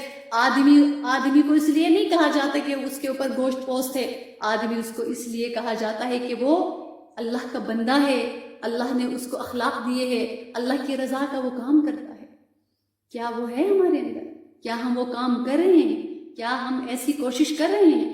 ہم سب مل کے اگر دیکھیں اپنے آپ کو، بہت تھوڑے سے ایسے لوگ ہوں گے جو اپنی تربیت کراتے ہیں. ان کے علاوہ ہمارا اتنا نفس تکبر، حسد، بدگمانی اور کینہ، بغض اور حب جاہ کہ میں بھی بہترین ہوں، میں بھی تو ایسا ہوں، مجھے بھی تو لوگ سنتے ہیں، چلو جی نکلو، وہ کون ہے، وہ کیا ہے، اس کی کیا حیثیت. ہم ان کو یاد رکھیں، ہم ان اپنے اساتذہ کو یاد رکھیں، ہم ان کی محنتوں کی وجہ سے یہاں پہ، ان کی دعاؤں کی وجہ سے ہم یہاں پہ ہیں، ان کی تربیت کی وجہ سے ہم یہاں پہ ہیں جو اگر بول رہے ہیں تو اس لیے یاد رکھیں، اس لیے اپنے نفس پر ہم دھیان دیں کہ ہمارا نفس کس سائڈ پہ جا رہا ہے. سب کچھ صحیح ہے، سب کچھ صحیح ہے، اور ہم نفس کو پالے جا رہے ہیں. ہمیں لگ رہا ہوتا ہے کہ ہم روحانیت کو بنا رہے ہیں، لیکن اینڈ ٹائم پہ پتہ چلتا ہے کہ یہ نفس رمضان گزرتے گزرتے اتنا موٹا ہو گیا، یہ تو اور بھی زیادہ موٹا ہو گیا. ورنہ آج تک ہم میں اخلاق کیوں آتے، کیوں ہماری زندگی نہ سنورتی، کیوں اتنی سی بات کے اوپر ہم کہاں سے کہاں نکل جاتے؟ یہ کیوں ہوتا؟ قرآن پڑھنے کے باوجود بھی جب ایک دفعہ تھوڑی سی بات ہو تو پتہ چلتا ہے کہ میرا اپنا کون ہے، میرا پرایا کون ہے، اصل میں دل کا تعلق مجھ سے کس کا تھا اور کس کا زبان کا تھا. تو یہی زبان سے اللہ رب العزت کہنا یہ بڑا آسان ہے، لیکن اللہ رب العزت کی ماننا یہ بڑا مشکل ہے، اور رمضان ہم سے یہی تقاضا کر رہا. اسی لیے کسی نے کہا کہ ماہ و سال کا، جیسے یہ سال یہ مہینے جو گزرے ان کو ذرا ملائے، ان کو دیکھیں ہم نے کیا کیا پچھلے سال سے اس سال تک. ہم نے جو آنکھوں کو روزہ رکھوانا چاہیے تھا، اس کے بعد جو 6 مہینے اللہ کے نیک بندے قبولیت کی دعا مانگا کرتے تھے، پھر 6 مہینے رمضان سے ملنے کی دعائیں کیا کرتے تھے، ان کا نور کے اوپر، دل کے اوپر نور چڑھ جاتا تھا، ان کے قلوب نور علی نور بن جاتے تھے. تو کیا ہم نے کیا کیا؟ ہماری آنکھیں روزے دار ہیں، ہمارے کان روزے دار ہیں، ہماری زبان روزے دار ہے، ہمارا نفس اور ہماری روح اور ہمارے دل روزے دار ہے، ہمارے ہاتھ پاؤں روزے دار ہے. ان کی کچھ کیفیات، جب انسان کسی راستے پہ چلتا ہے اس پر اس کے قدموں کے نشان پڑ جاتے ہیں. اور رمضان مبارک کا یہ مہینہ ہوتا ہے کہ آخری رات گزر گئی اور صبح وہی ہم ہوتے ہیں. اتنا بھی اثر نہیں ہوتا، اتنا بھی نہیں ہوتا. سارے وہ رکے ہوئے کام وہاں سے شروع ہو جاتے کہ رمضان میں رک گئے. تو اس لیے ہم غور کریں، اپنا محاسبہ کریں، اپنے گریبان میں جھانکیں کہ یا اللہ یہ جو جسم کے اندر آپ نے میدا اور اندڑیاں رکھی ہیں جن کی بدبو اگر آپ کھول دیتے تو لوگ ہمارے پاس نہ آتے، بالکل یا اللہ ہمارے اعمال کی بدبو سے آپ کے فرشتے کتنے ہم سے دور ہو رہے ہیں. یا اللہ اس بدبو کو کیسے ہم صاف کریں؟ آپ کے سوا کون ہے صاف کرنے والا؟ تو اپنا جائزہ لیں. تو اس لیے کسی نے کہا کہ ماہ و سال کا تانا بانا، سانسوں کا ہے آنا جانا، یہ نہ دیکھو کتنے گزرے، یہ بھی سوچو کیسے گزرے. کیا کچھ کھویا کیا کچھ پایا، لمحوں کا کیا قرض چکایا. عمر کی پونجی کہاں گوائی، جو کچھ سیکھا ان سالوں میں علم عمل میں کتنا آیا. تفسیر القرآن، دورے قرآن، اور یہ کورس اور وہ کورس، جو کچھ سیکھا ان سالوں میں علم عمل میں کتنا آیا. دھن دولت کو کہاں لٹایا، کتنے احکامات کو سن کر سر کو اپنے نہیں جھکایا. یہ سوال ہے، کتنے احکامات کو سن کر سر کو اپنے نہیں جھکایا، کیونکہ نفس کا سر تو کبھی نہیں جھکتا. کسی کا حق کسی نے کھایا، یہ بہت ہے، آتے ہیں ہمارے پاس، اس نے میرا حق کھایا، اس نے اس کا حق کھایا. جو جتنا طاقتور وہ کمزور پر اتنا غلبہ پا رہا ہوتا ہے. ایک بہن طاقتور دوسری بہن کا حق کھاتی ہے، ایک بھائی طاقتور دوسرے بھائی کا حق کھاتا ہے. ماں باپ طاقتور اولاد کا حق کھاتے ہیں، اولاد طاقتور ماں باپ کا حق کھاتی ہے. رشتہ دار ایک طاقتور دوسروں رشتہ داروں کا حق کھاتے ہیں. ایک بندہ طاقتور دوسرے بندوں کا حق کھاتے ہیں. اور یہ بھول جاتے ہیں کہ ایک وقت آئے گا جو ان سب کا سب کچھ کھٹا چھٹا نکل آئے گا، سب کو اس کا حق دلایا جائے گا، سب سے پوچھا جائے گا. ایک لکڑی بھی، ایک ٹہنی بھی اگر کسی کا نحق اٹھا کر کوئی رکھا، قیامت کے روز حشر میں اس لکڑی کو بھی، اس ٹہنی کو بھی پکڑ کے لائے گا کہ یہ امانت ہے. جس نے چوری کی اور اس چوری کے کو جانور کی شکل دی جائے گی اور اس کو لے کر وہ دوزخ میں گرے گا، اور وہ جب بھی نکلنا چاہے گا وہ اس کے کندھوں پر سوار ہو کر اس کو دوزخ میں گرائے گا. اور بتایا کہ سب سے بڑا مفلس وہ ہے جو دنیا میں سب کے حقوق اپنے کندھوں کے اوپر لاد کر حشر میں پہنچا، اور سب نے آ کر اپنی نیکیاں جن کے اوپر ظلم ہوا تھا تو وہ سب کا لے کر وہ گئے اور اپنے گناہ ڈالتے گئے اور وہ جا کے جہنم میں پڑ گئے، وہ سب سے بڑا مفلس ہو گئے۔ تو یہ نہ ہو کہ ہم سب کچھ لے کر جائیں اور جا کر وہاں پہ جا کے حق تلفی کی وجہ سے ہم مفلس ہو جائیں۔ تو اس لیے اللہ تعالیٰ سے یہ ڈرنا چاہیے کہ اللہ تعالیٰ فرماتے ہیں کہ جو ظالم ہے وہ کبھی بھی فلاح نہیں پاتا۔ کتنے احکامات کو سن کر سر کو اپنے نہیں جھکایا، کسی کا حق کسی نے کھایا، رحمت برکت اور سعادت پانے کا کچھ ذریعہ پایا، ماں کی خدمت فرض تھی جن پر انہوں نے کتنا اجر کمایا۔ اولڈ ہاؤسز میں ماں باپ پڑے ہوئے ہوتے ہیں، برسوں جا کے ان سے ملنا ہوتا ہے، یا اگر مینٹل ہاسپٹل میں جا کے دیکھیں وہ اپنے بیٹوں کی راہ تکتی ہیں عورتیں وہاں پہ، ان کو اتنا ہوش ہے، وہ انتظار کرتی ہیں اپنے بیٹوں کا کہ ہمارے بیٹے آئیں گے، ہمارے گھر میں ایسا ہے، یوں ہے، وہ نہیں آتے، وہ بھول گئے۔ ماں کی خدمت فرض تھی جن پر انہوں نے کتنا اجر کمایا۔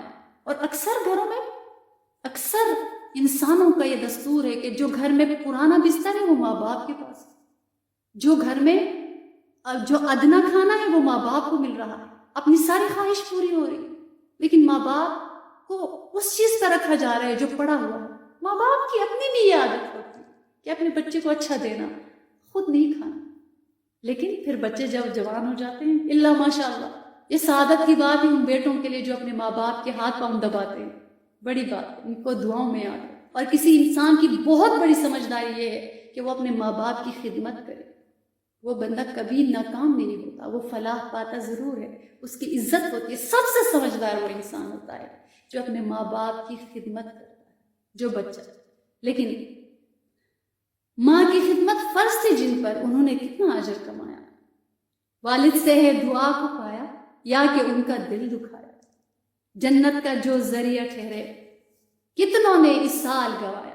کتنے ماں باپ ہیں جن کو ماں اولاد نے ناراض کر دیا، اور کتنے ماں باپ ہیں جن کے بچھڑ گئے، جن کے ماں باپ بچھڑ گئے، جو دنیا سے چلے گئے، جو دنیا سے کوچ کر گئے، تو ماں باپ کہاں ہمیشہ رہتے ہیں۔ کتنوں نے جنت کا جو ذریعہ ٹھہرے کتنوں نے اس سال گوایا۔ بچے رخصت کر کے گھر سے، بڑے یہ سمجھے ہم نے اپنا فرض نبھایا، یہ تو ہماری فطرت، یہ تو ہمارا مزاج، ہم تو یہی سمجھتے بس شادیاں ہو گئی، فرض نبھ گئے۔ نہیں، جو اللہ کے بندے کہتے ہیں ہم نے نیک تربیت کی، فرض نبھ گیا، باقی نصیبوں کی بات، باقی جو ہوگا وہ ہوگا۔ لیکن سب سے بڑی بات، بچے رخصت کر کے گھر سے، بڑے یہ سمجھے ہم نے اپنا فرض نبھایا، دنیا میں رہ کر عقبہ سورے۔ کسی نے یہ بھی ہنر سکھایا کہ عقبہ سورے، آخرت سورے، آخرت بنے، کسی نے بھی سکھایا۔ کتنا ان کو دین بتلایا، اللہ کا بھی حکم سنایا، سنت کیا ہے یہ سمجھایا، فرض عبادت کا بتلایا، حج تھا لازم جن کے ذمے انہوں نے کتنا فرض نبھایا۔ مال میں جن کا حق ہے شامل، مال میں جن کا حق ہے شامل ان تک وہ کتنا پہنچایا۔ روزے جن کے قضا تھے باقی انہوں نے کتنا قرض چکایا۔ توحید پر زندہ رہنے والے، روز گواہی دینے والے کہ ہم اللہ کو مانتے ہیں، ایک الہ اور ایک نبی ہے، اس کلمے کو پڑھنے والے، خود کو مومن کہنے والے، صلاۃ فلاح ہے اس رستے میں، اس کو حق بھی کہنے والے، جب نماز کا وقت آیا کتنا خود کو حاضر پایا۔ صبح گھروں میں جھانک کر کوئی دیکھے، کتنے گھر کے بچے نماز پڑھنے کے لیے اٹھتے، کتنے بڑے نماز پڑھنے کے لیے اٹھتے ہیں، خود بخود پتہ چل جائے گا۔ اس لیے اللہ کے محبوب نے فرمایا تھا میں اذان کے لیے بلال کو کھڑا کروں اور پھر نماز کے لیے کھڑے ہو جائے، اقامت کے لیے کھڑے ہو جائے، انہوں پھر گھروں میں جا کر دیکھوں کہ کون کون لوگ نماز کے لیے نہیں آتے، اور ان کو جا کے ان کے گھروں کو جلاؤں۔ تو بتایا کہ اس کو جب نماز کا وقت آیا کتنا خود کو حاضر پایا۔ قرآن تلاوت کرنے والے، اس سے برکت پانے والے، برکت اصل میں ہوتا ہے عمل، برکت اصل میں ہوتا ہے عمل۔ ایک یہ بھی ہمارا مزاج بن گیا کہ یہ کریں گے وہ وظیفہ، وہ کریں گے وہ وظیفہ، وہ کریں گے وہ وظیفہ، جہاں عمل کا وقت آیا زیرو، جہاں اپنا کوئی مسئلہ آیا یہ وظیفوں پہ وظیفے رٹ رہے۔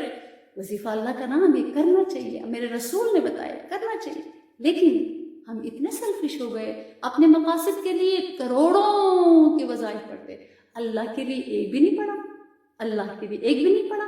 قرآن تلاوت کریں، برکت حاصل کریں عمل سے۔ قرآن عمل کی کتاب ہے، قرآن ہدایت کی کتاب ہے، قرآن زندوں کی کتاب ہے، مردوں کی کتاب نہیں ہے۔ کوئی مر گیا تو پڑھ لیا، اس کے بعد بند کر کے رکھ دیا۔ قرآن زندوں کی کتاب ہے، قرآن ہدایت کی کتاب ہے، قرآن دل کے لیے روشنی ہے، قرآن ہدایت کا ذریعہ ہے، قرآن آخرت کی کتاب ہے، قرآن زندگی کے اصول کو بتانے کی کتاب ہے۔ قرآن تلاوت کرنے والے، اس سے برکت پانے والے کتنا سمجھے عمل کی خاطر، کتنا سمجھے عمل کی خاطر، کیسا اس پر وقت لگایا، کتنا سیکھا اور سکھلایا۔ پورے سال میں غور کریں، پورے سال کا جائزہ لے لیں کہ کتنا سیکھا، کتنا سکھایا، اور سب سے بڑی بات کتنا عمل کیا، کتنا عمل کیا، کتنا عمل کیا، کتنا سیکھا اور سکھلایا، اس سے تقویٰ کتنا پایا، کیا کیا کچھ تھا کرنے کو، پر کتنی سات غفلت برتی، کتنے لمحے یوں ہی گزرے، عمر کی پونجی گھٹتے گھٹتے آخر اس ساعت کو پہنچی۔ اب جو عمر ہے باقی یا رب، اس میں رضا و قربت، اپنی اس آسی کے نام یوں لکھتے، علم عمل میں ڈھلتا جائے، سچا ہو کردار ہمارا، قرآن ہو اخلاق ہمارا، تقوی سے آباد ہو یہ دل، ایمان سے سرشار ہو روحیں، اس رستے پر چلتے چلتے تجھ کو راضی کر کے ایک دن، اس دنیا سے رخصت ہوں جب، لب پہ ہو مسکان کچھ ایسی جیسے کوئی سرگوشی ہو۔ اب اصل وہ لمحہ آیا جس کی خاطر جیتے جیتے تم نے خود کو تھا سلگایا، رب کی خاطر تم نے اب تک جو کچھ بھی تھا وقت لگایا، اس کا بدلہ دینے کو رب سے ہے سندیسہ آیا، لوٹ چلو اب اس کی جانب جس کا وعدہ سچا ہے، لیکن اس ساعت کو پانا اتنا بھی آسان نہیں ہے، ہر لمحے میں یہ بھی دیکھو تم نے کتنا رب کو پایا، ہر لمحے میں یہ بھی دیکھو تم نے کتنا رب کو پایا، تم نے کتنا عہد نبھایا، ہر لمحے میں یہ بھی دیکھیں، ہر لمحے میں یہ بھی سوچے کہ تم نے کتنا رب کو پایا، تم نے کتنا عہد نبھایا۔ ماہ و سال کا تانا بانا، سانسوں کا ہے آنا جانا، یہ نہ دیکھو کتنے گزرے، یہ بھی سوچو کیسے گزرے۔ تو اللہ تعالیٰ اس پورے سال میں جو غفلت ہوئی، اس پورے سال میں جو کوتاہی ہوئی، اس پورے سال میں جو بدعملیاں ہوئی، اس پورے سال میں ہم نے اللہ کو ناراض کیا، اس پورے سال میں ہم نے اپنے رسول سے خیانت کی، اس پورے سال میں ہم نے قرآن کو پس پش ڈالا، اس پورے سال میں ہم نے میرے رسول کی سنتوں کو اہمیت نہیں دی، اس پورے سال میں حق تلفیاں کی، اس پورے سال میں ماں باپ کے ساتھ بے احترامی کی، اس پورے سال میں رشتوں کو توڑے رکھا، اس پورے سال میں حرام کھایا، حلال نہیں کھایا، اس پورے سال میں قرآن اور سیرت کے خلاف کیا، اس پورے سال میں ایک دوسرے کو ناراض کیا۔ تو اب وقت ہے، ابھی رمضان المبارک کے آنے سے پہلے اللہ تعالیٰ سے معافی مانگ لے، ان لوگوں سے معافی مانگ لے، اور آپ بھی اپنے رشتہ داروں ارد گرد سب سے معافی مانگ لیجیے گا رمضان کریم سے پہلے۔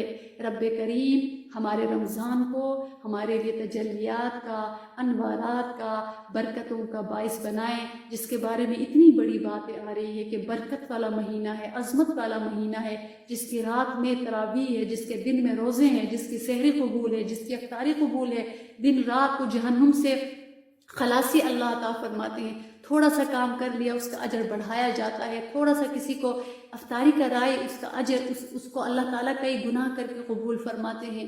پھر اس میں استغفار کی کثرت کرے اور کلمے کی کثرت کرے، اللہ سے جنت مانگے، اللہ سے دوزخ سے پناہ مانگے، بہت کچھ مانگ سکتے ہیں۔ دعا کو اپنا موضوع ہم بنائیں، انشاءاللہ اللہ تعالیٰ ہمیں رمضان سے ملائیں گے انشاءاللہ۔ رب کریم تو راضی ہونا چاہتے ہیں، وہ اپنے بندے کو بلانا چاہتے ہیں، بس ہم کس طلب اور تڑپ سے جاتے ہیں وہ ہم پہ ہے، وہ ہماری کیفیت کے اوپر ہے۔ تو اس رمضان المبارک کو کوشش کرے کہ تمام رمضانوں کی تلافی کا ذریعہ بنائے۔ تو اللہ رب العزت ان تمام اچھی باتوں پر ہمیں عمل کرنے کی توفیق عطا فرمائے۔ کوئی کوتاہی، کوئی غفلت اور غلطی ہوئی ہے، اللہ رب العزت ہمیں معاف فرمائے۔ اللہ تعالیٰ ہمیں بھی آپ کو بھی سننے سمجھنے عمل کرنے اور اس پیغام کو آگے پہنچانے کی توفیق عطا فرمائے۔ یہ ان کا بہت بڑا کرم ہے کہ انہوں نے ہمیں اپنے راستے کے اوپر لگایا ہوا ہے، اور ہم اللہ سے دعا کریں کہ یا اللہ میرا جینا بھی اور میرا مرنا بھی یہ آپ کے لیے ہو، اللہ میرا جینا بھی میرا مرنا بھی یہ آپ کے لیے ہو۔ تو اللہ تعالیٰ ہم سب کو قبول فرمائے۔ اتنی زیادہ ہم سے اللہ کو محبت ہے، ہمیں بھی چاہیے اس رب کریم سے ہم محبت کریں، یہ ہمارے لیے کتنی سعادت کی بات ہوگی۔ تو اس لیے ہم اللہ سے رجوع کر لیں، اللہ سے مانگیں عاجزی کے ساتھ، اور اللہ تعالیٰ ہمیں قبول فرمائے۔ وآخر دعوانا ان الحمد للہ رب العالمین۔